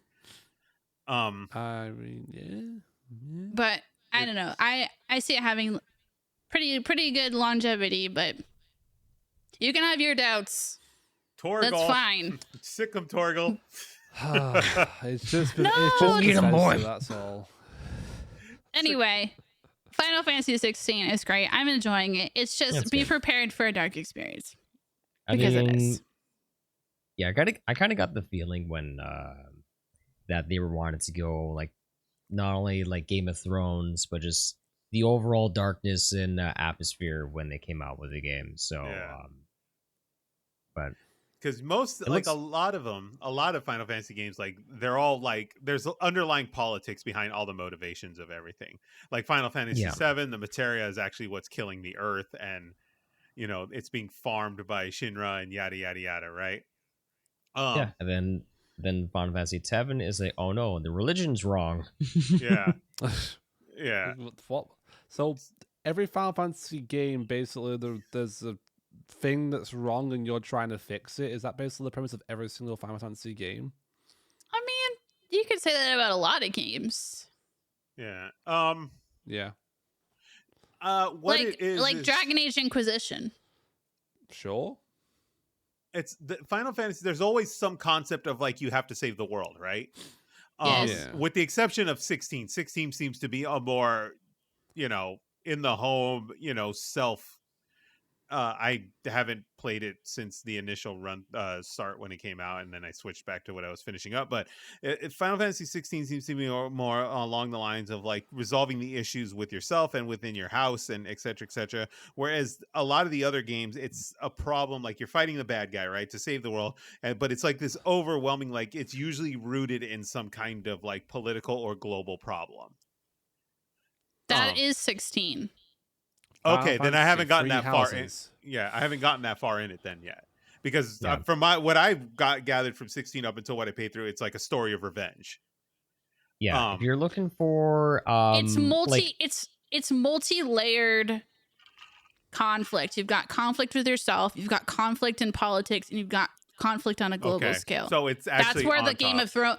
That's where the Game of Thrones influence gets gets pulled in. the fight Yeah. for the crown, basically. if you're looking for a Final Fantasy game that's doesn't have things being fought on a global scale, you're gonna want to look at Kingdom Hearts, where it's all about power and friendship. No, they just Come broadened open it. your heart. To They just us. broadened it even more, and you're just fighting darkness. We just Darkness. pooped on that game 2 Imprisoning weeks me. ago. Yeah. All I see. Open your heart to us, chat. You're just Sorry, I fighting was just trying to. I darkness. was just trying to get quote. We laid a Metallica. dookie on here. that game last 2 weeks Kingdom ago. Yes, Hearts we did. 4 going 2030. We're gonna do it again. Even Sora farted on his own game. Did you see that thumbnail? That's why he's in Smash Bros, isn't he? Oh yeah. So yeah, early Final Fantasies. His is prom in the chat here. Early Final Fantasies were more classic good versus evil games up until 7, where it started getting into more political, social themes, etc. Even Final Fantasy VI delved in stuff like magic, like witches, kind of like and things like that. So they all have this overlying theme of that. But yes, the political stuff has gotten more impactful, like or more relevant in the games as 7 onward. Okay then. So Final Fantasy 16, that is still full price on the PlayStation Store. Baldur's Gate 3 is $59.99. You can only, as of right now, pick it up on PlayStation and Steam, and the PlayStation version might be $69. I might be wrong. There is no Xbox version of Baldur's Gate 3 yet. So those that is that. Dill. Huh? Huh? Huh? Huh? Let me go Huh? switch to you. Boom, Dill. You finished up you finished up more Mega Man. You're seeing this game through. Oh, yeah. Now you're on Mega Man Battle Network 4, and you're doing some Pokemon. Go ahead and share with us what you got going on. So I finished 3 on Friday, yesterday. Yeah, Okay, finished 3 on okay. Friday. It felt like the end of the entire game series 3, like the ending that I got, like for it. It felt like the ending of like that trilogy, basically in general, because there's each one that you play, there's always a secret little ending thing that happens after the credits that hints at the next game, basically. Oh, so they got the post-credit scene. They've been doing this before Basically. Marvel, huh? Basically, yeah. And like it felt like that with the third game. The third game was the final arc in that storyline for the Mega Man Battle Network games for that trilogy. In general, it also felt like the ending in general for like the entire game series. But obviously, they've got another trilogy that they worked on instead, which I think there was a small hint about it. Like there was a bit of dialogue at the end of the game that hints possibly at that. But they don't really explain between 3 and 4 what kind of happens really, because there's a certain thing that happens at the ending of the third game where a certain character seemingly dies, basically. So, but then in the fourth game, that character is back. So, I don't know. Dill, you're putting us up to shame with how many games that you're A, playing, and B, finishing. I mean, as I said, I had like 3 days off from work over the last few days. That This is is before. true. This is before the I 3 think- days off of work. You play more games than I touch in a year. Like, It's I've true. beaten- I'm like, I can't even count. I don't think I can count 10 games that I've like finished in the last 2 years. 9 of I've them are The beaten Witcher. 12 9 of them are The games now? Witcher. 12 games in the last 8 months I've beaten now. 12. in Look at total. you, do. Have you ever Yeah. had like a goal to like finish X amount of games by the end of the year? How many games did I beat in 2020? Hang on. Backlog. Was that peak year for you? Everyone guess. Everyone guess. It was COVID. It was COVID. Everyone years. guess. Okay, Oh, before yeah, Dill yeah, tells yeah. us, how many games he beat in his COVID era, we're all going to take guesses here. How many games Okay. do you think Dill beat?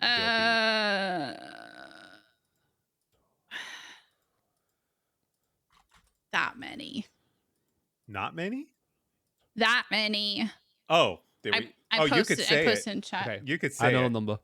Okay, you can say it. You Dill- don't remember? Oh, happy No, I know 30th the number. birthday, Evers. Oh, you know the number? That's my Yeah. boy. Yeah. We're almost 6 months Okay. away from that number. Okay, Everis says 30. Anyone else want to chime in beforehand? This is for 2020 alone. 69. Nice. This is 18. 2020 alone. Also, this includes DLC content as well. Not just main No, game DLC content. included as part of the game. No. DLC? DLC and gaming main games. I Oh, you're included not everything. including. You're not separating them. Okay. No, not separating them all together. Okay. Okay. Everest's number feels a little high to me. It depends on how long the game is. True. Okay. I'm gonna go. Let's see here. If you're playing games like the games I play, 30 is very high. Well, here's a little thing, Everest. That year, I played The Witcher 3 and all the DLC content as well. nice. Oh, Like, that how helps many me. hours? Okay, I'm gonna. How many say- hours was it? Nearly 100 hours, that was. Okay, here we go. I'm gonna put my number into the Twitch chat right here. I'm going with this. I go with 18. Mhm. Okay, so here's the Okay, numbers. Prom says 16. Okay, so Everest says 30. I just threw it as I'm a saying- highball number. I'm saying 23, and then Zenith says 18, and then we have a vote of 16. Anyone else in the chat want to chime in? Anyone else want to chime in before I Anyone else in reveal the it? chat chime in before Dill Give I him know reveals he's his 10. won Give him this. 10 seconds. Give him 10 Someone seconds. vote 69 because 9. it's funny. 8, 7, 6, 12. 5, A game a month. 4, 3, 2, 1. I played 28 games in total Oh, in I was 2020. Yes. I was Oh, closer. closer. Everest was Closer. closest. Everest Yes. was closer to 30. So you 28 completed games in total, God damn. Yeah. including DLCs and everything like that. I played like 20. If you would say actually if you were to include the DLC for The Witcher 3, it'd be 30. So Everest would be bang on. Hell yeah. Yeah. But All right. yeah. I started off with Devil May Cry 5 and I ended with Watch Dogs Legion. Nice. Basically. Yep. Yeah. Damn. But All right. yeah. And Everest, so far I'm 12 Everest, games congratulations, down you this win. year on my 13th I and win 14th. kudos. You win Everest- admiration of the chat Yeah. for getting the number spot on. Don't spend it all in one place. Ah. You also But did yeah. not Bob Barker by going over, so good job. Yay! Yeah. No. I don't know. As I said, I enjoy video Too games. soon. Too soon. All right. And then Dale, so along with your Mega Man Battle Network 4 here, you've got Yep. some Pokemon, another random Pokemon thing. I have no idea what this season even is. Go ahead and enlighten us. So this is something that I decided to do today, actually, before the podcast. I decided to just do a bonus stream, and I was getting a bit burnt out on Mega Man Battle Network games, honestly, because although like they're great to play, they're basically the same kind of concept battles every single time. I will say 4 looks very much different to 3 in aesthetically, so it looks a lot more pleasing to the eye than the third game did. Okay. But it's the same kind of system, and I was getting a bit tired of playing that after like a month solid of playing Battle Network games. Same game over and over. I can't do this anymore. Yeah, my brain is on. So I resumed a playthrough I started back in May of Pokemon Storm Silver, which I was doing a hardcore Nuzlocke in, basically. Those are who don't so know- fun to watch. Yeah. So for those who don't know Storm Silver, it is what is called a ROM hack of the original Soul Silver game, where they basically changed how the game kind of works in terms of the Pokedex itself being the complete Pokedex of the entire national dex for that generation, which is up to Gen 4. There is more trainers. The gym leaders have more Pokemon to encounter with. There's a new story element to it as well. They've added more story to Team Rocket as well, which is pretty cool. And I'm doing this in the hardcore Nuzlocke rules, which a Nuzlocke basically is if your Pokemon faints, it's dead forever. You can't use it ever again. Oh, yeah. I got you. Basically. No items in battle as well. Only held items. And the hardcore part, that comes with the hardcore part. And the hardcore part also with level caps. So my Pokemon can't go above a certain level on the next boss fight. What's the difference between held items and items? Held items are items that your Pokemon can hold in battle and activate under certain conditions. So say like if you hold a berry, if you get to a certain health point, it'll go back up by whatever that berry heals. Or if you get a status affliction, the berry is tied to that status affliction, it can heal up. Or it can be a permanent held item, basically, where it will just continuously work over and over and over again, like a leftovers item or quick claw item can activate randomly, basically. But a normal battle item is something that you use from your bag. You have to go in your bag and use it, and then it gets used up completely once you use it, basically. That That's sounds kind of the so thing. complicated. Yeah. It basically just like if you're bored of the normal Pokemon concepts, hardcore like Nuzlocks and randomizers Yeah, and it's hardcore like Nuzlocks make things more Hardcore interesting. Pokemon. Basically, yeah. And this is Damn. like a hard game already to play. So I'm basically doing basically doing the hardest difficulty in an already hard game. Why do you So- do this to yourself? Boredom, pretty much boredom. Like Sounds like played, somebody needs Starfield. I've played so many Pokemon so many times. It's nice to change things up and play something like not only new to me, like from one of my favorite Pokemon games of all time, but also is like ramps up difficulty, pretty much. So, yeah. Hey, Yeah. have you? I can't remember if I asked this to you last podcast, but have you tried one of those Pokemon Ironmon challenges? No, but that might be on the list. I've got some more games that I want to check out before I try on an Ironmon challenge. Infinite Fusion, the one that you've been playing, Zen, that's on my list. There's other ones as well, like Eon Guardian as well, and everything like that. There's like original story from fans and everything like that I want to check out. So, There's so much but Pokemon content. Ironmon is on the list. It's just I don't know when I'm gonna do it. I don't know which one. I feel I probably would do Fire Red and Leaf Green because that's like when the concept for the Ironmon started.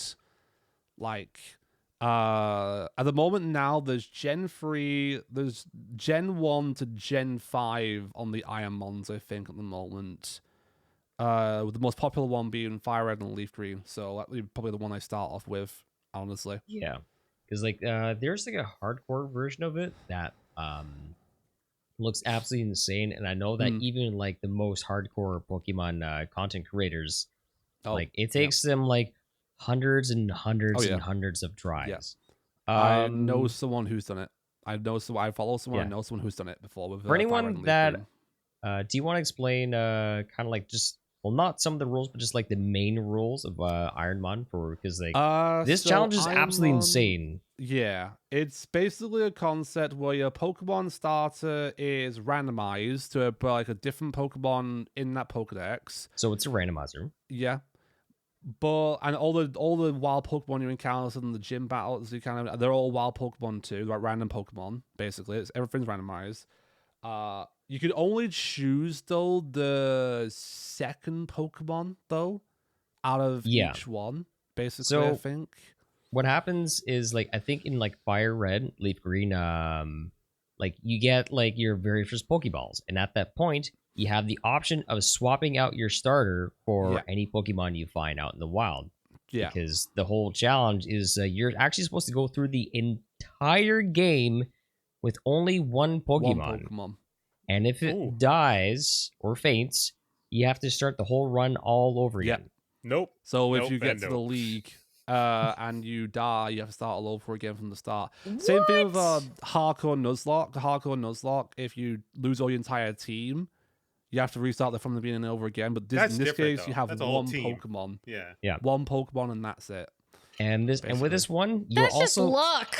Yeah. You're just running on luck. Yeah. You're also not allowed to buy potions. Yep. It's not from even the skill store. at that point. It's just luck. RNG. It is a lot It's of luck. RNG. Yes. That's literally all it is. RNG and using like the best strats. You're also not allowed like certain kinds of moves. You're not allowed to wield held items to, like. So make taking out all the Pokemon. fun of the game.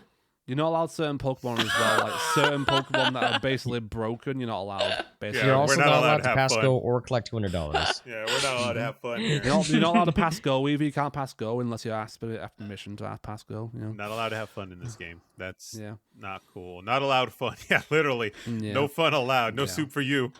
As I said, with an Ironmon, I will look into it in the future, but it's not on the straight on the list at the moment because I wouldn't be on my list. It's on the list for me, but like not if I want to like myself. Yeah, Everis is just like, yeah, we're not doing this. Oh, there's too many shit. fan Pokemon Everest, games that I that want hurts. to check out. You know, that's all it really is.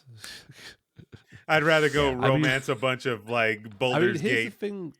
Also, is that I'd rather also, fuck bears. Yeah, I'd rather buy, Baldur's Gate hoochies. Like, I'd rather do that. God. That sounds more fun. I mean that is fun.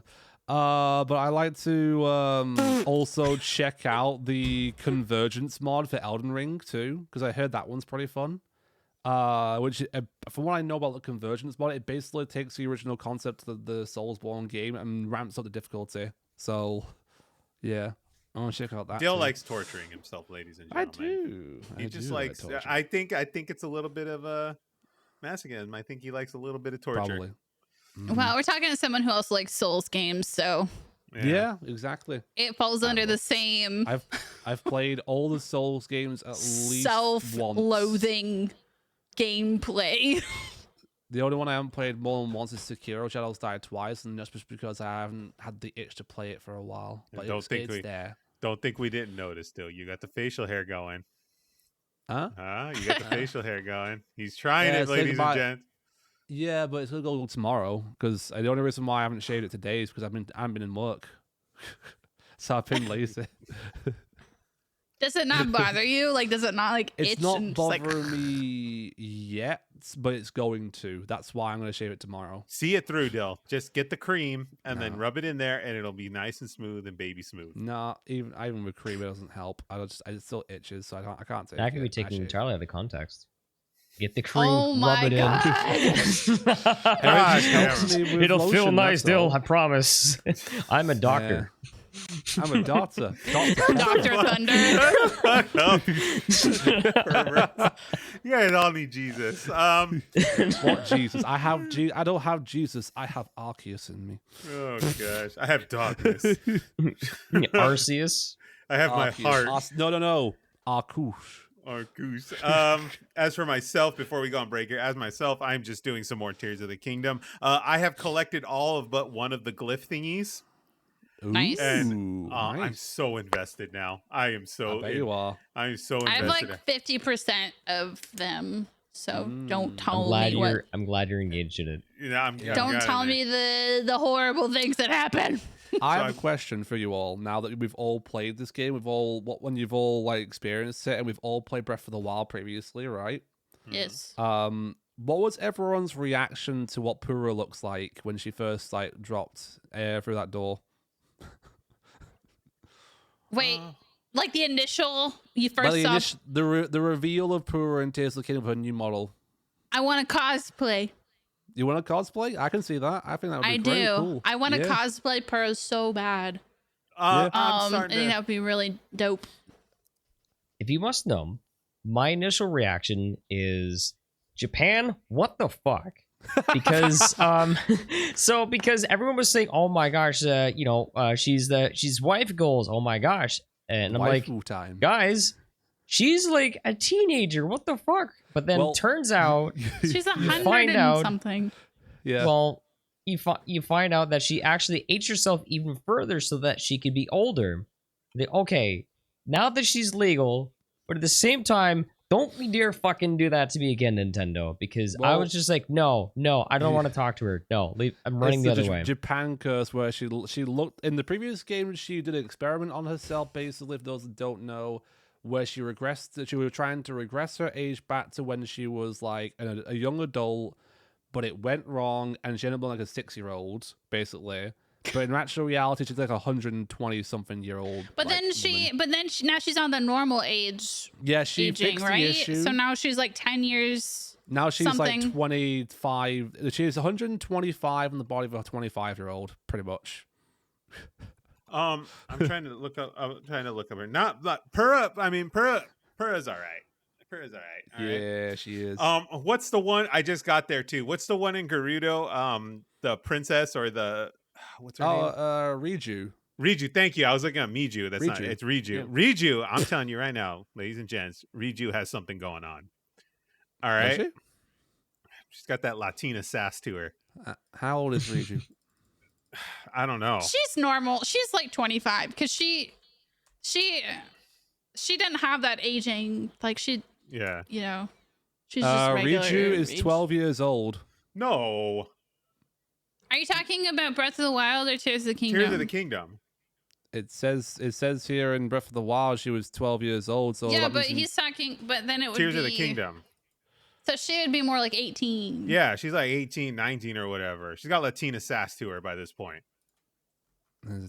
This is actually really, really disturbing that we have to be careful about the age ranges of She's the characters. 17 we're years talking years old So it's like, in stop Tears of the shipping Kingdom. them if we don't know if they're legal. Stop yeah. it. It says that Breath of the Wild, it takes place 3 to 5 years after the events of Breath of the Wild. So that means So she's she's- somewhere yeah, between 15 to 17 years Wait, old. how is 12 turned into 15? No. 3 how to does- 5 years. Oh, well, they're saying the game takes place. Well, never mind then. Yeah. They got to be really So, fucking careful how they do this stuff. Speaking of the little glyphs, Yeah. what is it, Dragon's Tears or whatever that you get, Mhm. Dragon's Tear. Yes. I don't think this is a spoiler at all because everyone knows Ganondorf is in every game. But No, I know. Fucking Who is shit my absolute- ass. who- Are who you is- serious? who is absolutely batshit like terrified of his cheeky grin? Oh yeah, that freaking smile, and that That cutscene. scared the Jesus Christ. Which one? The shit out Ganondorf of- one? Oh. The Ganondorf Yes, Yeah, one? the Ganondorf it freaking freaked me out. I was like, Yeah. what sort of devilry is this guy? Eric might not have got to that point yet. Yeah, like a villainous Cheshire. Are you talking sorry, about the? I'm Cheshire sorry, the glyphs, cat. Cheshire right? cat. Yeah, Cheshire cat. What? The glyphs, right? You're talking about the glyphs and Yes. the Correct. The cutscenes. Like you go back to the cutscene and you like, Spoiler alert! Spoiler alert! 3, Spoilers. 2, 1. Are you talking about the one where he goes to the king, and then the king sends like Ganondorf on his way, basically, and says, "No, you're not getting shit" or whatever, right? did you not No, see this? nope, Is this nope. the last one that you have? Oh no. The one I am horrible missing. thing. Spoiler alert! The one I am missing is the Master Sword one. Okay, they fine then. The one we're talking this- about, spoiler alert, is the one where he offs Prince. Oh Sonia. yes, yeah. That one. Oh, that grin. spoiler alert. Eric, your hair looks nice today. Oh, thank you. It's about to get cut tomorrow because I'm pretty sure there's a bird nest in here. Cool. I've got a small Search for like pigeon eggs. It's literally like that Peter Griffin beard thing where the bird was living in it. Yeah, Eric, it's the one without giving too much away. It's the one with the dagger. Yes. Yeah. Like I said, I saw all of them except I've collected all of them except the Master Sword one. And then I know you Okay. get cutscenes when you defeat the divine events or whatever the hell they call them this time around. Yeah. The temples. Yeah, it wasn't a temple one, right? No. No, okay, then I Nope. I got to go watch them all again, but because I did them out of order. I just found them as I was exploring the world. I think I don't know if anyone who You're would supposed do to kind of them- do that. Yeah. Yeah, the only way you would do it in order is if you have a guide, which is like kind of Right. its point of doing that. So yeah, I'm in the whole Gerudo Riju segment of the story, and it's getting pretty interesting. I'm pretty invested. Yes, it's better than Breath of the Wild in a lot of places. Yes. I think story-wise, this trumps Breath of the Wild in terms of story. Well, because Absolutely. Breath of the Wild had nowhere near as much story in Right. that game. It's like, hey, you're alive. Here's nature. Have fun. I think it's just really, I think that the interesting thing about like Breath of the Wild, it had such a fresh take on everything. And I was like, oh, this is amazing. Story-wise, it was a little lackluster. But this time around, I think it's all story that's just making this game shine on top. Because one, we just got over this whole era of fixing a bunch of problems. And then two, now we're back into a shit show again 5 years later. Like, I mean, when we're talking shit show, it's shit show. Oh, shit show in Central. Yeah. So,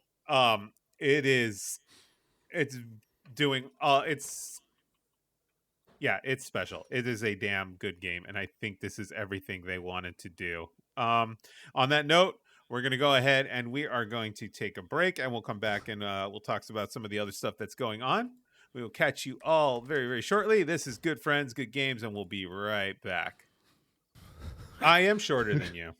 I am 6'2" in my mind. And you're 5'6" in real life. No, 5'5". I am everything come average. You are I'm okay. below 5'6". average. No, okay. So, like, anyway, welcome back. We're talking about some random height thing now. But here's the thing, Zenith, you are actually of like average height for males. What is When the average height fuck for did that males? happen? I thought that was 5'9" to 5'11". Let's see. Women Average is height- 5'6", 5'4" to Yeah. 5'6". Average height. Oh, average is 5'9". My bad. Yeah. Apparently, 5'9". I would be average height if I was in like Indonesia, because apparently, Yeah. people are actually shorter over there. Maybe your dream girl's Indonesian. Passport, bro. Sorry, Well, Zen. I I'm mean, my sorry. ex-girlfriend I'm was sorry. Filipino, so like I'll have to, consider that. I'm But- Okay, It's so okay. I was a little off on the thing here. A So, little. in U.S. population, this is U.S. About 14.5% of all men are 6 feet or up. So, like, it's 15% of men that are in the 6 foot and above range. That's not a very big number. Well, the thing is, both I my was- parents are 5'10", and I'm 6'2", 6'3". Work that out. British people are tall when I went there. Because obviously, Yeah. Are they really? Yeah. Especially in the north. What Yeah, the about feeling- what about Americans though? Did we just Sure. establish that? I thought Americans ran kind of tall. No, American average is male is 5'9". Well, actually, our average is really weird because we're a melting pot of genes. Yeah, that's So- a pretty good assessment too. Yeah, like we're a melting Demographic pot everywhere. of genders and races Genetics. and all that. Yeah, genetics. Morgan's 5 foot? I Aw, can fit her in my pocket. I got a pocket aw, woman Morgan's right there. tiny but mighty. Yeah. So,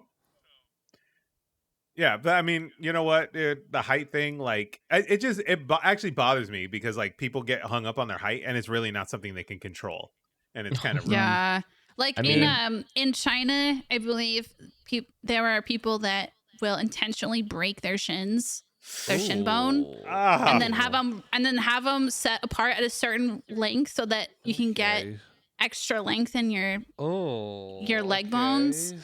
yeah. And they'll Just get you'll like never an be able to extra do sports inch again. in their height or something like that. Oh, It's I know. I terrible. don't like that. Yeah. It's Well- really bad. Yeah, that's not cool. Anyway, to all you Mm. gentlemen out there, don't let your height get you hung up on anything. All right, The short Well- kings are here. short kings Well, are here. I actually, there's one girl I went out with, finally met her in person, and when she said, she's like, I think you'd be more handsome if you were taller and weren't so nice. I'm like, what does that mean? What? Yeah, Oh, it's she's like, into so I tall, have to be an mean guys. She's asshole into bad- and tall to she's be into handsome? bad What the boys. fuck? The bad boys. Yeah, that's God. interesting. I would have written Yeah. right back. I would have been like, you would have been so much more attractive if you stopped talking. I would have been like, Oh. That's what I would have said. You Yeah. know, like, Oh, You were I would've been like, attractive, but "You're then you absolutely open your right. mouth. Goodbye. yeah, that's such a good comeback. That's the kind of comeback that I could never think of in the moment. I know. I it's envy hard. you. That's why you I got to like envy come you. up with them and have them in your back Yeah. pocket. This should be part of your gentlemen. This should be part of We your date shouldn't be in an prepping. age where we should think about comebacks before the situation happens. Before the suing happens. Well, if I said that, I Ah. probably would have been sleeping like on a street for a couple of days because I was I'm visiting. forever I was sleeping fortunate on that I am where I am because I've seen like this dating pool that these young cats are in right now, and it's straight up miserable. Yeah. Like, nope. Yeah, It's mhm. I'm good, thanks. You know, like, I'm good. I'm happy. Yeah. I'm content. We don't need to do it's that. actually, it's actually like my last date was actually turning me off from dating like the past few years, and just have not You had any interest. poor soul. And here's another She turned interesting it- thing about it too. So, the other thing that's interesting, there's actually a it's gotten bigger, but the actual like amount of girls out there that are into video games is actually very small still. It's increasing, but it's it depends on like You'd how be they grew up surprised. into. Because they don't go outside. Nerd But- culture, Yeah, they're not outside. nerd culture is becoming more prominent though. Like more It girls are is. starting to embrace like comic books and superheroes and Yeah. Star Wars and stuff like that, and that's cool. But like But the I video think, like, games a thing lot is of still you're actually not going to find a lot of like single girls that are into like the nerd culture, or maybe like they are, but they pass themselves as hey, I'm taken, because they know that a lot of sweaty male nerds are probably gonna be like, oh my gosh, female gamer, let's go. Yeah. So here's the So- thing. Here's a little tip, right? Okay. For you young people out there, if you're listening to this and you want to go find a partner, okay? That's the key word, a partner, someone that you would want to date for a significant amount of time. Do not go to clubs, do not go to bars. You are not going to find what you are looking for there. No. Okay. You will find girlfriends for the evening at those places. So like if you want a girl that is into reading, like if you want a girl that like is intellectual and reads a lot and stuff like that, you go straight to your libraries, you go straight to your Barnes and Nobles, and you start finding, and you engage in conversation over there. If you're into, if you want a girl that's into video games and stuff like that, your GameStops work and places like that work, and like you just kind of, you have to go find where these significant subset of peoples are. You have to go find them. You don't go to a bar to do it. You have to go find you have to go to the places that they would flourish. Now, this leaves you more open and vulnerable because obviously in places like a Barnes and Noble or a library or whatever, you are not going to have loud club music and all that kind of stuff, or a huge subset of people that are around you not paying attention, to avoid the embarrassment if it does not go your way. So it does take a little bit of a gusto to go out there and engage in one of those places. That kind of gusto, I might have been able to pull that off like in my like early 20s, because like I actually had no problem with like approaching someone. But like now in a day where it's like, all right, a person came in here with an agenda. They came here to get their book or rent something out, check something out, hang out with a friend, not be, hate on by some random dude, because then it's like, okay, this guy has an agenda. So that's like something. It's become like I guess it's like comes down to a case of putting your feet in someone else's shoes too much and overthinking the situation and almost like talking yourself out of it. Because like, okay, so I don't want to approach this person because I'm just going to make myself look like a fool, and then I'm not going to be able to go here ever again. Yeah. It's So the sooner you get more comfortable with rejection, the sooner you can get better at overcoming and avoiding rejections. I'm rejection is like one of my biggest fears. That's always like, even when it comes to like working, like It's hate everyone's hearing no. fear. Yeah. I mean, fucking hate being told that's a no. human being thing. Yeah. You know, that's why we give into things like peer pressure. Yeah. And, Right, and things like that. The gym situation, like if you want a girl that's into fitness and stuff like that, that's next level tier skill set, because gyms are very, very tricky places to go and like talk to girls that are working out in the gym. Everis can attest to this. That is you have to have a very specific like method and approach to how you do that. You can't just walk up to them because they'll think you're creepy, like almost right off the bat. I know, and it's like it's a very weird dynamic.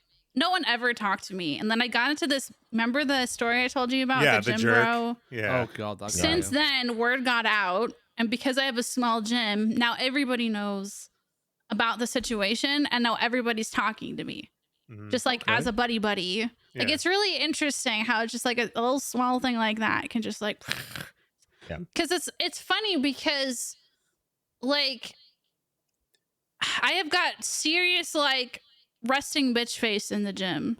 And I just wondered if it was like, oh, you're a female in the gym, so I'm not going to talk to you, or you're a female with resting bitch face, so I'm not going to talk to you.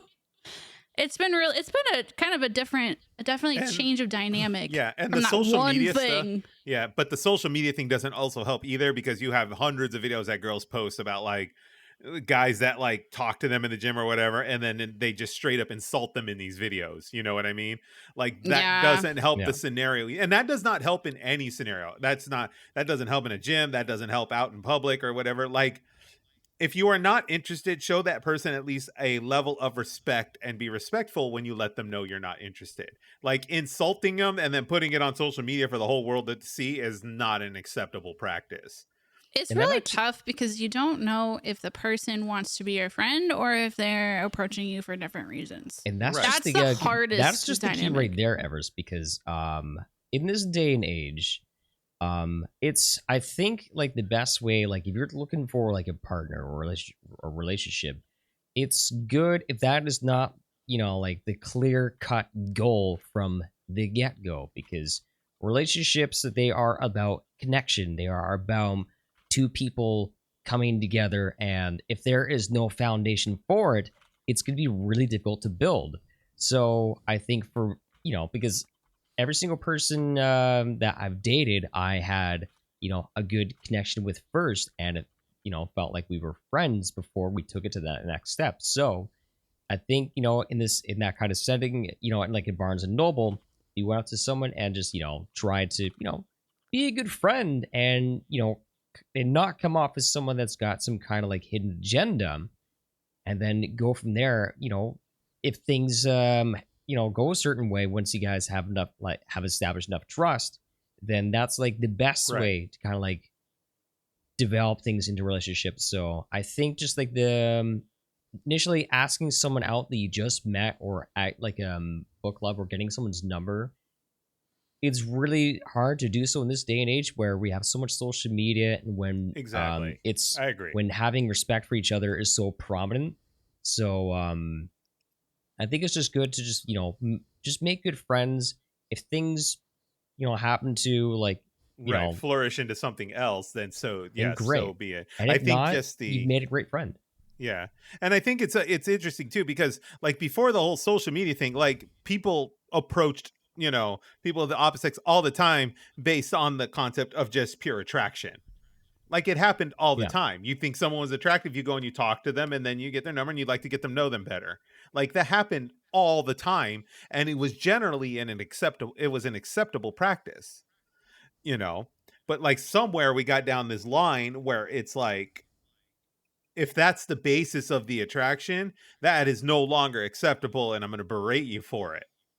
Like, and I don't know. Like, I guess it's just the era I grew up in where that was the case. You were attracted to someone, you saw someone in a place, you were attracted to them, you went and you engaged in conversation. AOL. I read that too. But so I mean, Zenith for the most part, right? Yes, you should go to this approach now to where if you're going to talk to someone, go with the intention of getting to at least know what they have to offer and get to know them as a person. I don't know why we ended up in this conversation, but It happens. it happens. Height. Yeah, but so that's the thing too. Like, it's sad because like I genuinely feel like young men are reaching this point now, or they're in this world now where they can't be like attracted to someone based on the attraction. Like, it's not acceptable to do that, right? Like, it seems weird that we would come to this point, and I don't know, a woman could probably give a better perspective on this, but it's almost like men have this fear that if they go and talk to this girl based on the fact that they're attracted to them, that they are now some kind of, like pig or chauvinist or whatever. Like right off the bat. Well, you mean like you're not allowed to say that you're attracted to somebody? Is that what you're saying? You could be like, hey, I saw you from across the room and I think you're really attractive. And then someone would be like insulted by that. Right. That means like, because I'm not saying this is all women, but like a woman that would be opposed to that would be like, oh, well, I'm more than just my looks. That kind of thing, like right off the bat. Like, I'm sorry, but I think there's like a way of Go ahead. Sorry. Go. Go. Well, what some people need to understand is that, like, how are you supposed to know what someone is on the inside from the outside? Right. Yeah, that's why, like, ridiculous. If you're going to make a compliment, be realistic. Like, he can make things in a way that's like, well, it's not really, platonic isn't really like the right term to coin it, but it's more of making giving someone a nice compliment that seems neutral, that's like warm, as opposed to, hey baby, how you doing, kind of a compliment. Because I have right. Well, hey. Well, are you Joey from Friends? I am Mr. Tribbiani. How you doing? How you doing? How you doing? No. So, but because like I've actually have given people comments. It's like, hey, I really like how you have your hair. That's I really like what you showing up. What you're wearing today actually really brings out the color of your hair. And that if you pass it in a way where it's like, it's just you're just giving a nice compliment and for them to feel good about themselves, not about you coming on to them. And if that's something that like and they can take it like, hey, thank you, nice thing, and then break it off from there. And yeah, I mean, like it's just crazy. I guess some of the stuff I see now where I look at it, I'm like, that doesn't seem all that offensive to what they say. Now, some dudes go out there and they say completely offensive, like just derogatory stuff. Like, that's not acceptable in any case. There's some dudes where the only thing that matters to them is what they're interested in. They don't give a fuck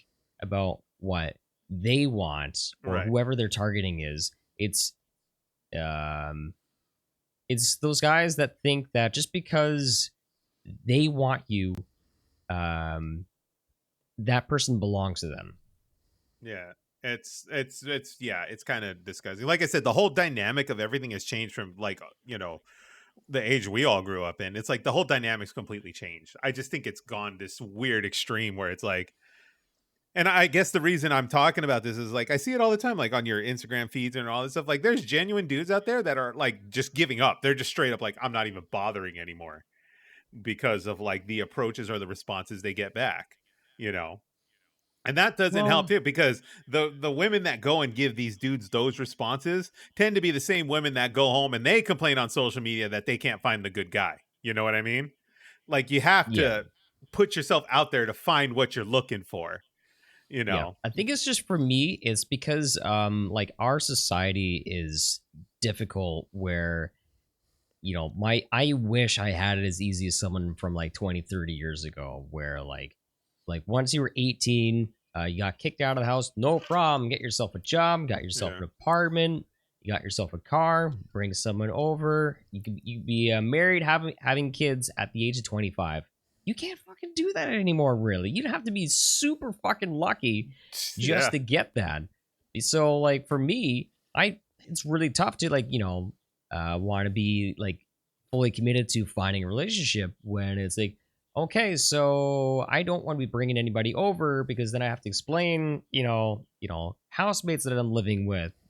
And then people are going to be like, okay, so why don't you have this? Why don't you have that? Why aren't you this far in life? And it's like, you know what? Forget I asked. I'm just going to try and sort this shit out myself.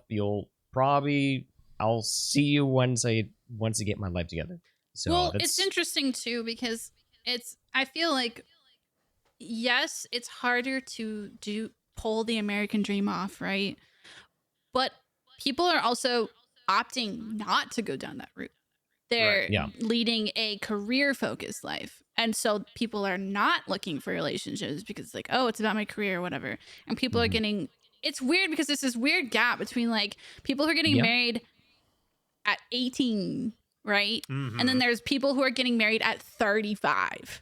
There's no in between. It's very weird. It's very weird. My ex-girlfriend, I dated her for 7.5 years. I would thought that, like, I swear to God, everyone that knew us thought we were going to marry. Currently, she is struggling to find any kind of, she can't hold a boyfriend for longer than 6 months. And it's because she works an awful lot. She goes and spends a lot of time traveling, but she's so focused on her career that she doesn't really care about settling down with a man and, having like kids and whatnot. Right. Because, and this is all like a really good point because as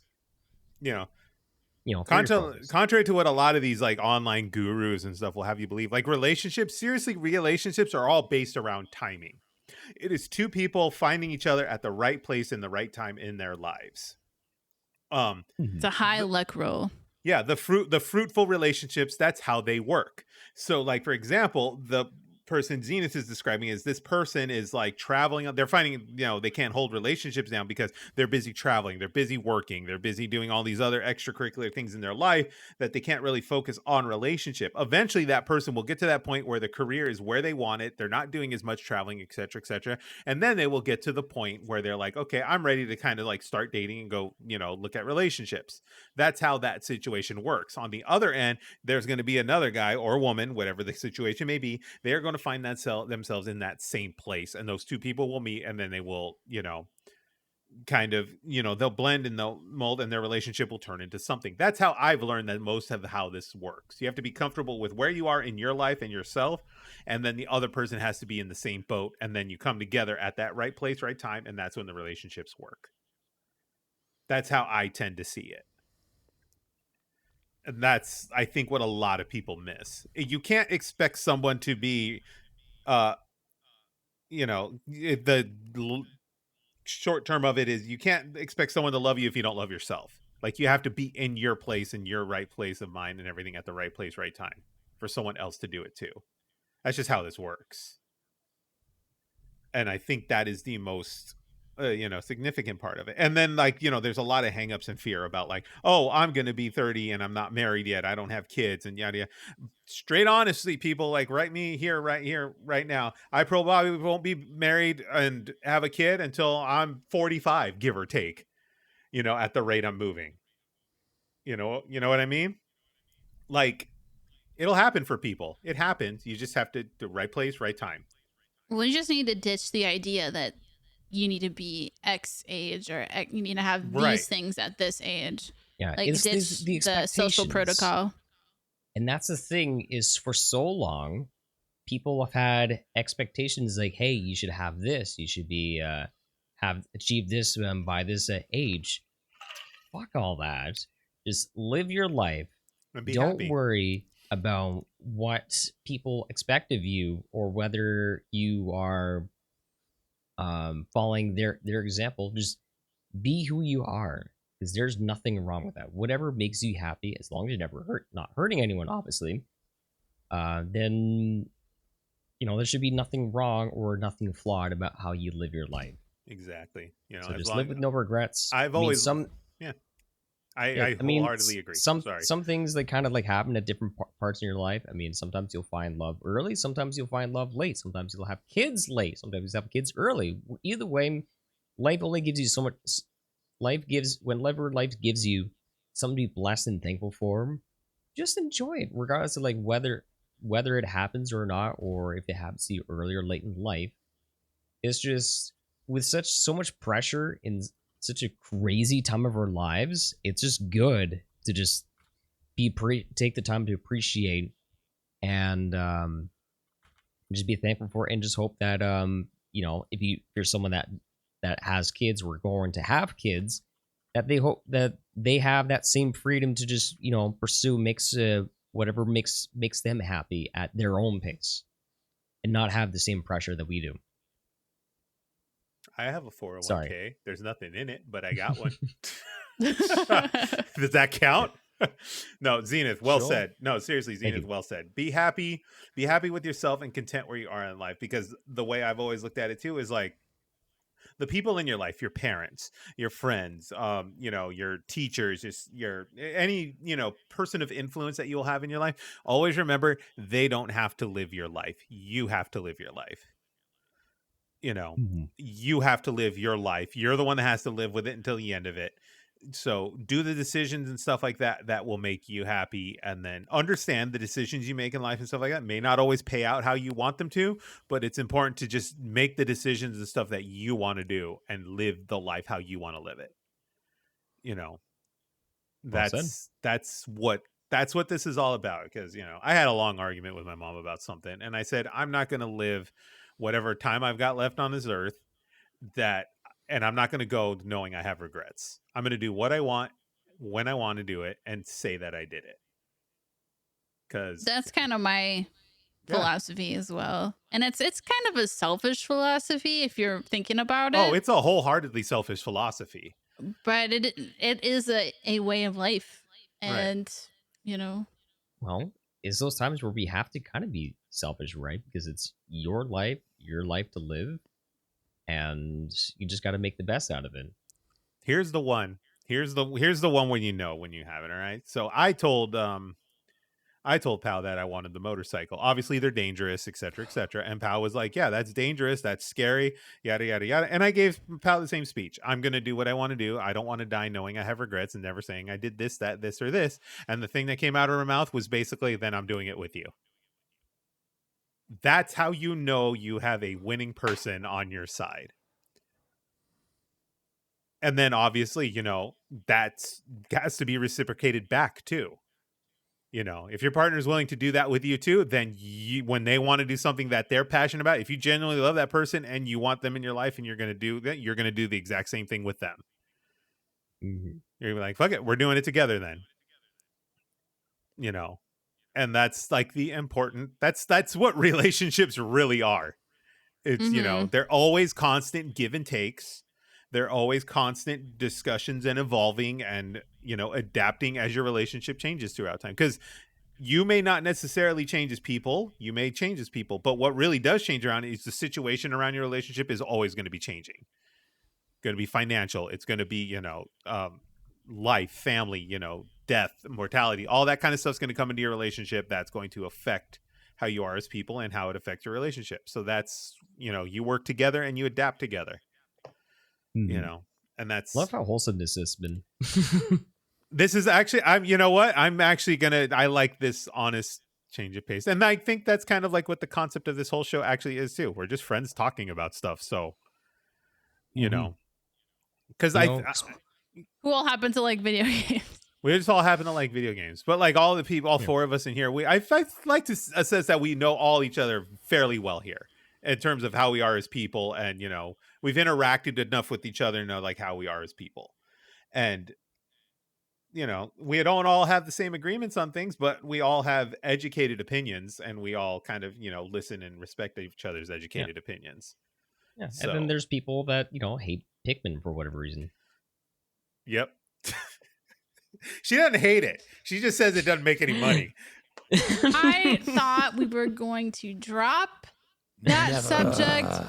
I saw someone posted in the chat, and I was like, all right, this is gonna go under the water, under the bridge, Nope. and If we're not gonna talk anything- about it. I mean, But no, to be you fair, gotta go there. to be fair, Yeah. Everis, to be fair, Everis, Zenith did drop the mic. Wait, what do you mean he dropped the He mic? dropped the mic on you. He thought you were gonna let this go. Apparently not. Nope. Oh, Well, time for you to play it. Prove everyone wrong. Yeah. I hate the Pikmin community. But you're gonna play anyway and become a part of it. Don't worry. It's ass garbage. I might Join make that. I them. might make that happen. Let me make that Trying happen. to buy the whole Pikmin collection now as an apology. Oh, that's funny. I got Everest in the Secret Santa. yeah. You all don't know a good game if you saw it. Pikmin community. Oh, okay. Tell us how you really feel.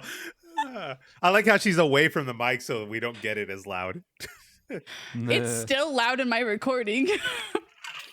I've had clip out issues with me yelling too loud, so I'm trying to be It's okay. I'm trying to be concerned about that kind of thing. Clip out's fine. But yeah, no, this was actually a very wholesome conversation and almost a nice way to kind of end the episode then. Well, I will say this. Speaking of things that make you happy, I'm very sad about Charles Martinet. Okay, Yeah. thank you, There we go. Zenith. Good That was a segue, very good nice segue. segue. You should almost host this thing.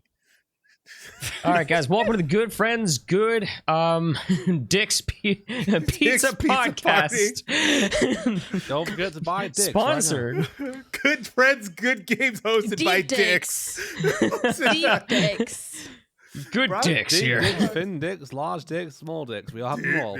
We have them all. dicks. And We have what's the fucking deepest awkward, dicks here on the podcast.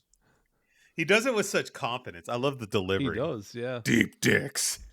He's Like- passionate about dicks. Does he actually work for the pizza place, or like do you think they got Who an knows? actor? No I don't idea. know. Who knows? If that's the guy that works for the pizza place, I'm all the more invested. Like that man is passionate about his Yeah. product. Tell your mom, tell your dad about our dicks. Okay, so Zines, we'll close out with this here. So sad news out of the Nintendo camp. Or we'll go ahead and I will read this here. On the good old fashioned X. Oh god, where'd my doc go? X.com. Sorry. Oh, here's my doc. Okay. This came out of Twitter, X, whatever it's called now. This is from the official Nintendo account. If it loads here. Charles Martinet has been officially the voice or been the original voice of Mario in Nintendo games for a long time, as far as back as Super Mario 64. Charles is now moving into the brand new role of Mario Ambassador. With this transition, he will be stepping back from recording character voices for our games, but he'll continue to travel the world and share the joy of Mario and interacting with you all. It's been an honor working with Charles to help bring Mario to life for so many years, and we want to thank and celebrate him. And then from there, it says, please keep an eye out for a special message from Miyamoto and Charles himself, which they'll post at a future date. So, the sad news about this is Charles will no longer be voicing Mario lines for the video games.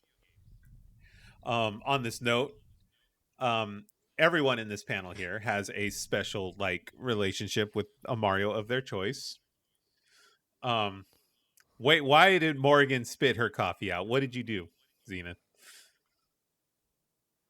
My dad wanted the penis back. Oh God. Jesus Christ. Did he come in the chat and ask for it or something? No, no, he wanted the massager back. Did you just look him in the eye and be like, I can't do that? Are we defiling the conversation no, it's about definitely no Charles? eye contact. We're talking Right about now. There was Charles no eye contact when that happened, Martinet. Eric, I'm Can we sorry. not the defile the name penis. of Charles right now? Oh, he's not dead at least. Let's. But Bob Barker is. Yeah, that's true.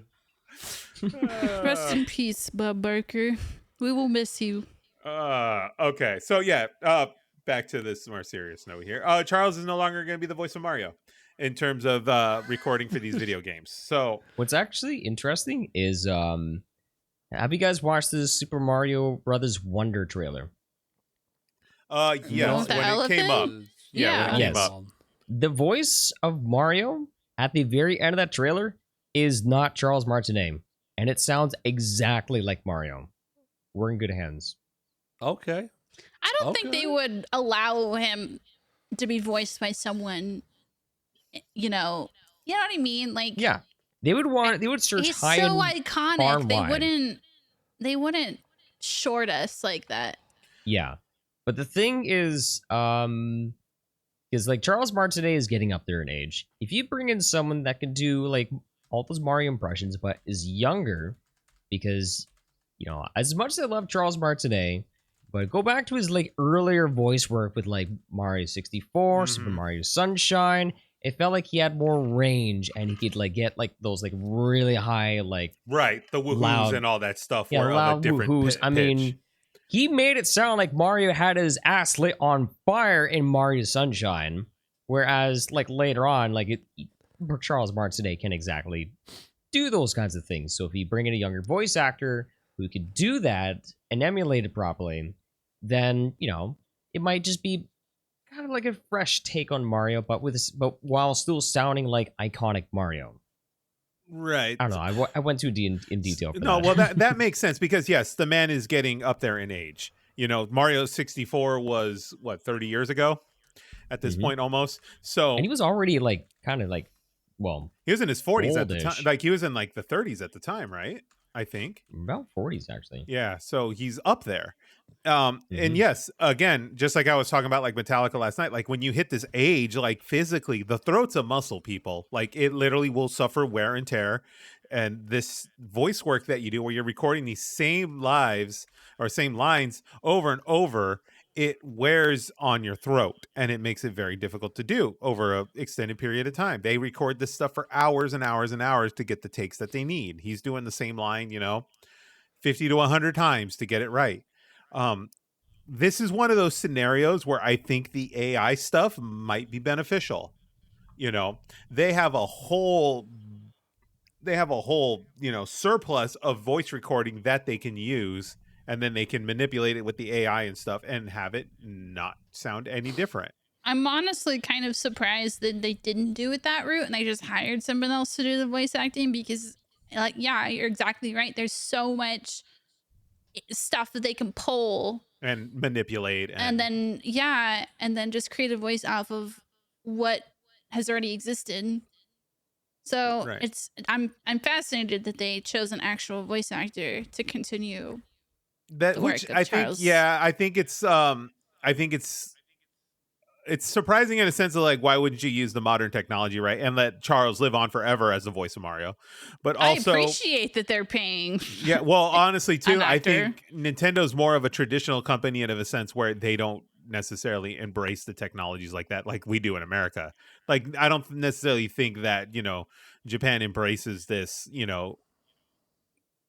race to technology to put people out of work. I could be wrong. I don't live Yeah, there, obviously. I But don't support the idea of using AI to replace Charles. Like that would make me sad. right. Unless they're using all of Charles's stuff. That's a mean, different story. But they could probably like use some of his work for if they were doing like non like the third party titles, whether it be for like Mario Party or for like some of the titles that's not a mainline story like Mario game. But also another thing to consider is Charles Martinet is also not doing the voice of Luigi, Wario, and Waluigi. yeah, So do you think that they would bring on a separate voice actor to do them, or one voice actor who can do them all?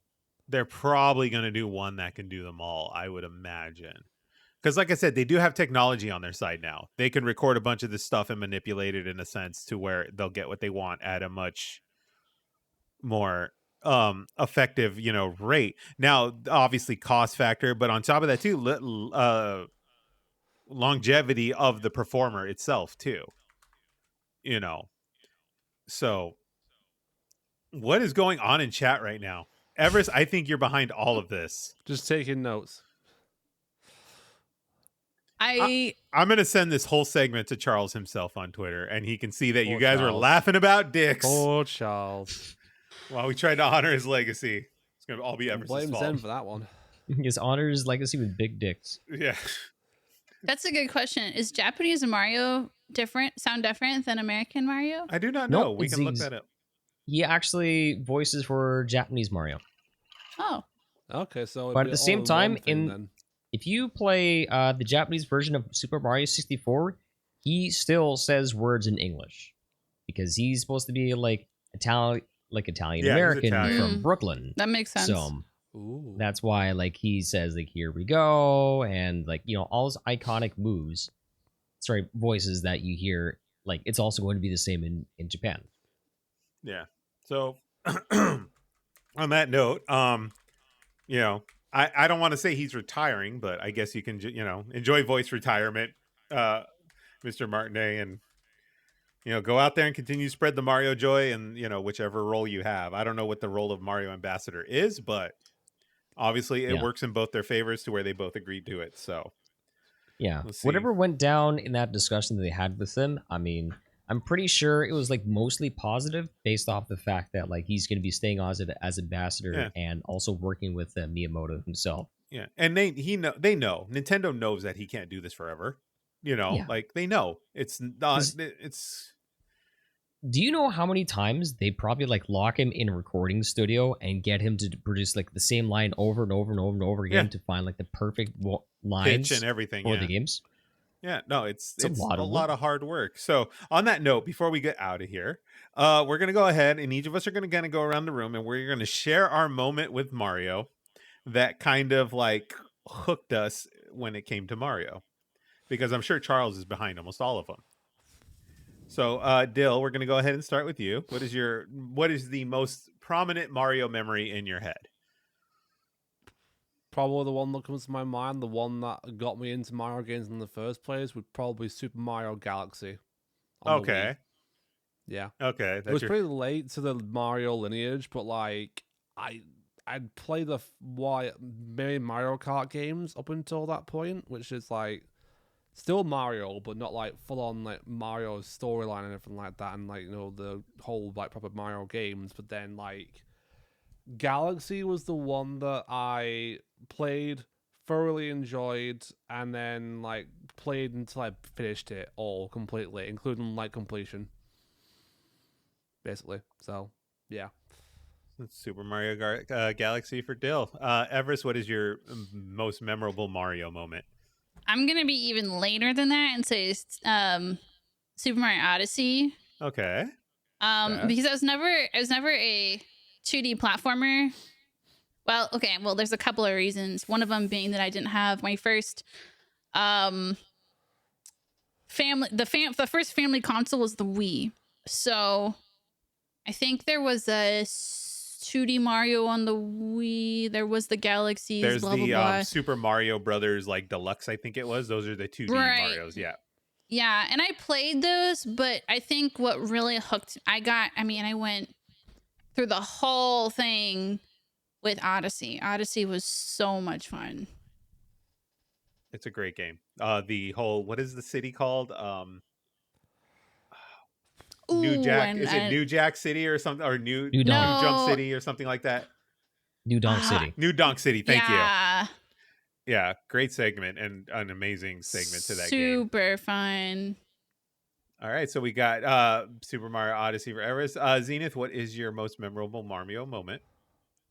So, can I split my answer into two, because one was inspired by another one, and it's gonna. Okay. I'll explain that part in a bit. Share your piece. It was when I got a copy of Super Mario All Stars for the Super Nintendo, and I used to play co-op games with my brother when we were playing Super Mario Bros. 3, and I enjoyed it so much. And I was as a little kid, I'll play with my Legos, trying to simulate the world of playing Mario, and my mom came out to me and said, "Hey, I think you would make like a good game designer when you're older. Maybe you should make like a board game or something like that." So I for the next like 4 years of my childhood, I was making my own video game inspired board games that I Aw. designed and drew. Aw. And they were all like inspired by Mario. So I would make like levels in Mario based off of like little board games, and I'll try and like roll the dice and see if I could survive all the way to the end. And I had lots of fun doing it. That's so cute. Yeah. Do you have So, any like, of I that used- like stashed anywhere? Like, did your mom keep any of it or anything? No, Aw. sadly. Like I used to like take over like an entire table, and I'd have like so much paper, and I'd be like drawing like boxes, and I'd be trying to draw like pitfalls, power-ups, and but sadly I don't have any of that. But I did come across a comic book that I drew and made from when I was a kid, but I ended up throwing that away because like it was gonna get damaged if I put it somewhere, so I have to just, let go. Aw. Undamage it and store it in something that protects it. I'll take it and get it Yeah. graded. Yeah. It was I have already Zen. it was already in not great You condition. frame that shit. Yeah. Save it for your offspring someday. You know. Nah, that's okay. Oh. No. Well, Yeah, I've had to throw out like 75% of my belongings in the past like 3 weeks. And a lot of it Poor were like soul. a lot of it was pretty personal stuff too. So like I've been kind of like heartbroken over the things that I've had to throw, but you got to do what you got to do. some of it'll come back someday. Don't Yeah. worry. Some of it always comes back. So mine's gonna be a little bit of a time machine trip here. So Turn back time. 1996. There's rumblings in The year I was a born. 1996. There's some rumbling in magazines at the time. You had GamePro, Electronic Gaming Monthly, and of course Nintendo Power. There's rumblings of this thing called Project Reality, which of course later became the Nintendo 64. Nintendo always gives their systems project names when they're in the development phase.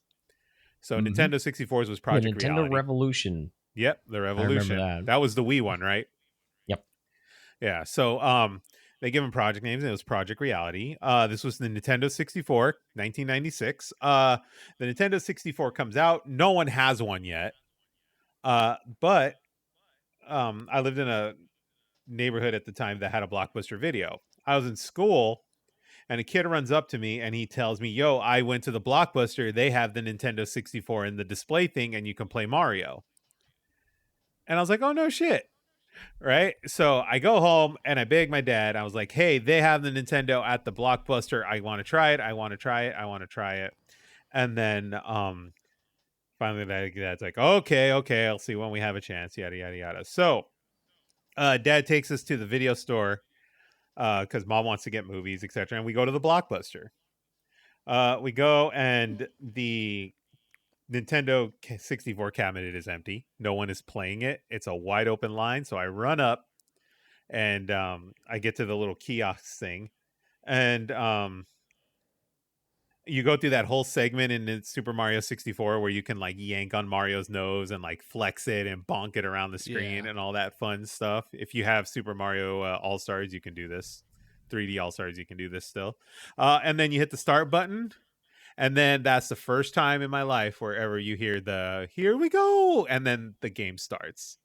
And that is the first time I ever heard Mario talk. And I had been playing Nintendo for years, all the way from the NES through the Super Nintendo up until Yep. Nintendo 64. And that is the first time I heard Mario Oh. talk. And that, of course, is Charles himself introducing himself to the world as the voice of Mario. I remember visiting like a friend's place, and he had an N64, and he said, "Hey, Steve, try this." So I did, and I couldn't fathom the fact that like, I'm saying, "Oh my gosh, the game is talking to me. Who is this? It's a me, Mario guy," because like it was just, it was so friendly, it was cool, and then my buddy dropped me into levels. Like, what do you mean I can like go this way? Because I was so used to playing 2D games, and it was so mind-boggling.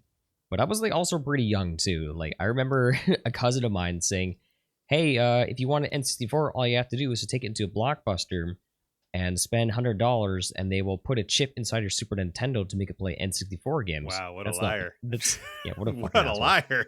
Yeah, that's a lie. But yeah, I think there was just something Man. special about that moment, because it's not just the here we go part, but like when you run into the wall, you hear the oof and the bonks and all these noises that Mario makes, the punches when he does the like little 1-2 combo where he punch and kicks, and all of these fun things, and like that stuff, while it seems today tame by today's standards, that was unheard of at the time, and we never thought we would get to that point.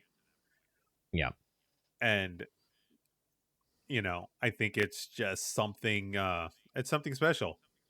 It's very, very something special, and like it's a precursor to everything we have now, the voice acting and all of that stuff. It all stems from those moments, like they gave Mario a voice. So everyone in this panel, like I said, everyone in this panel has been touched by Charles in some way, shape, or form, throughout their time playing video games, and we all have a memory for him. So may he ride off into the sunset and forever be the voice of Mario. And let's just be fortunate that it's not Chris Pratt. True. On that note, that has been the episode for this week. Next one is September 9th. Yeah. Which I believe I'm actually pending on that one. I will update the team here. That one might be a pending day. It might be pushed a week because I do have work obligations coming up. So I will say that if it's pushed by a week and it's on the weekend between the 15th and the 17th, I will be able to attend that. You won't or will? I won't be able to. Okay, because we'll work it. for that weekend. We will work it out and see what we can do. Yeah. I might have a work obligation coming up for this. We'll see what happens. Okay. Yeah. It might even be like a last minute thing where I say I'm just waiting for them to give me the word. So. Yeah. I won't know until we're up in that project and where we're at. But we will have September episodes for you. We will be in Starfield mode. I mean, I think all of us are touching it, right? Yeah. With the exception of Zenith. Zenith will be on Baldur's Gate. Was that the bird? Like, were you doing the party parrot? Oh, Everis. So on that note, this has been Good Friends, Good Games. Of course, we've got Dill, we have Everis, we have Zenith, and we have myself. Exclamation point social media to get all the social media links there. We also have the we got to get some streams planned, guys. We got to get them stream scheduling planned. I was going to do one. Baldur's Gate. I was going to do one. I was going to do one. And then I was Shit. like, I can't do that quite yet. We got to plan this out a little better. So we'll have some more information up for you than that. Episode 25 should be up on YouTube at this time. If not, it's 24. I will get 25 uploaded. I believe it is. One of those is uploaded right now. If you prefer to watch the video podcasts here. And on that note, we'll see you guys all very, very soon. Bye. Bye.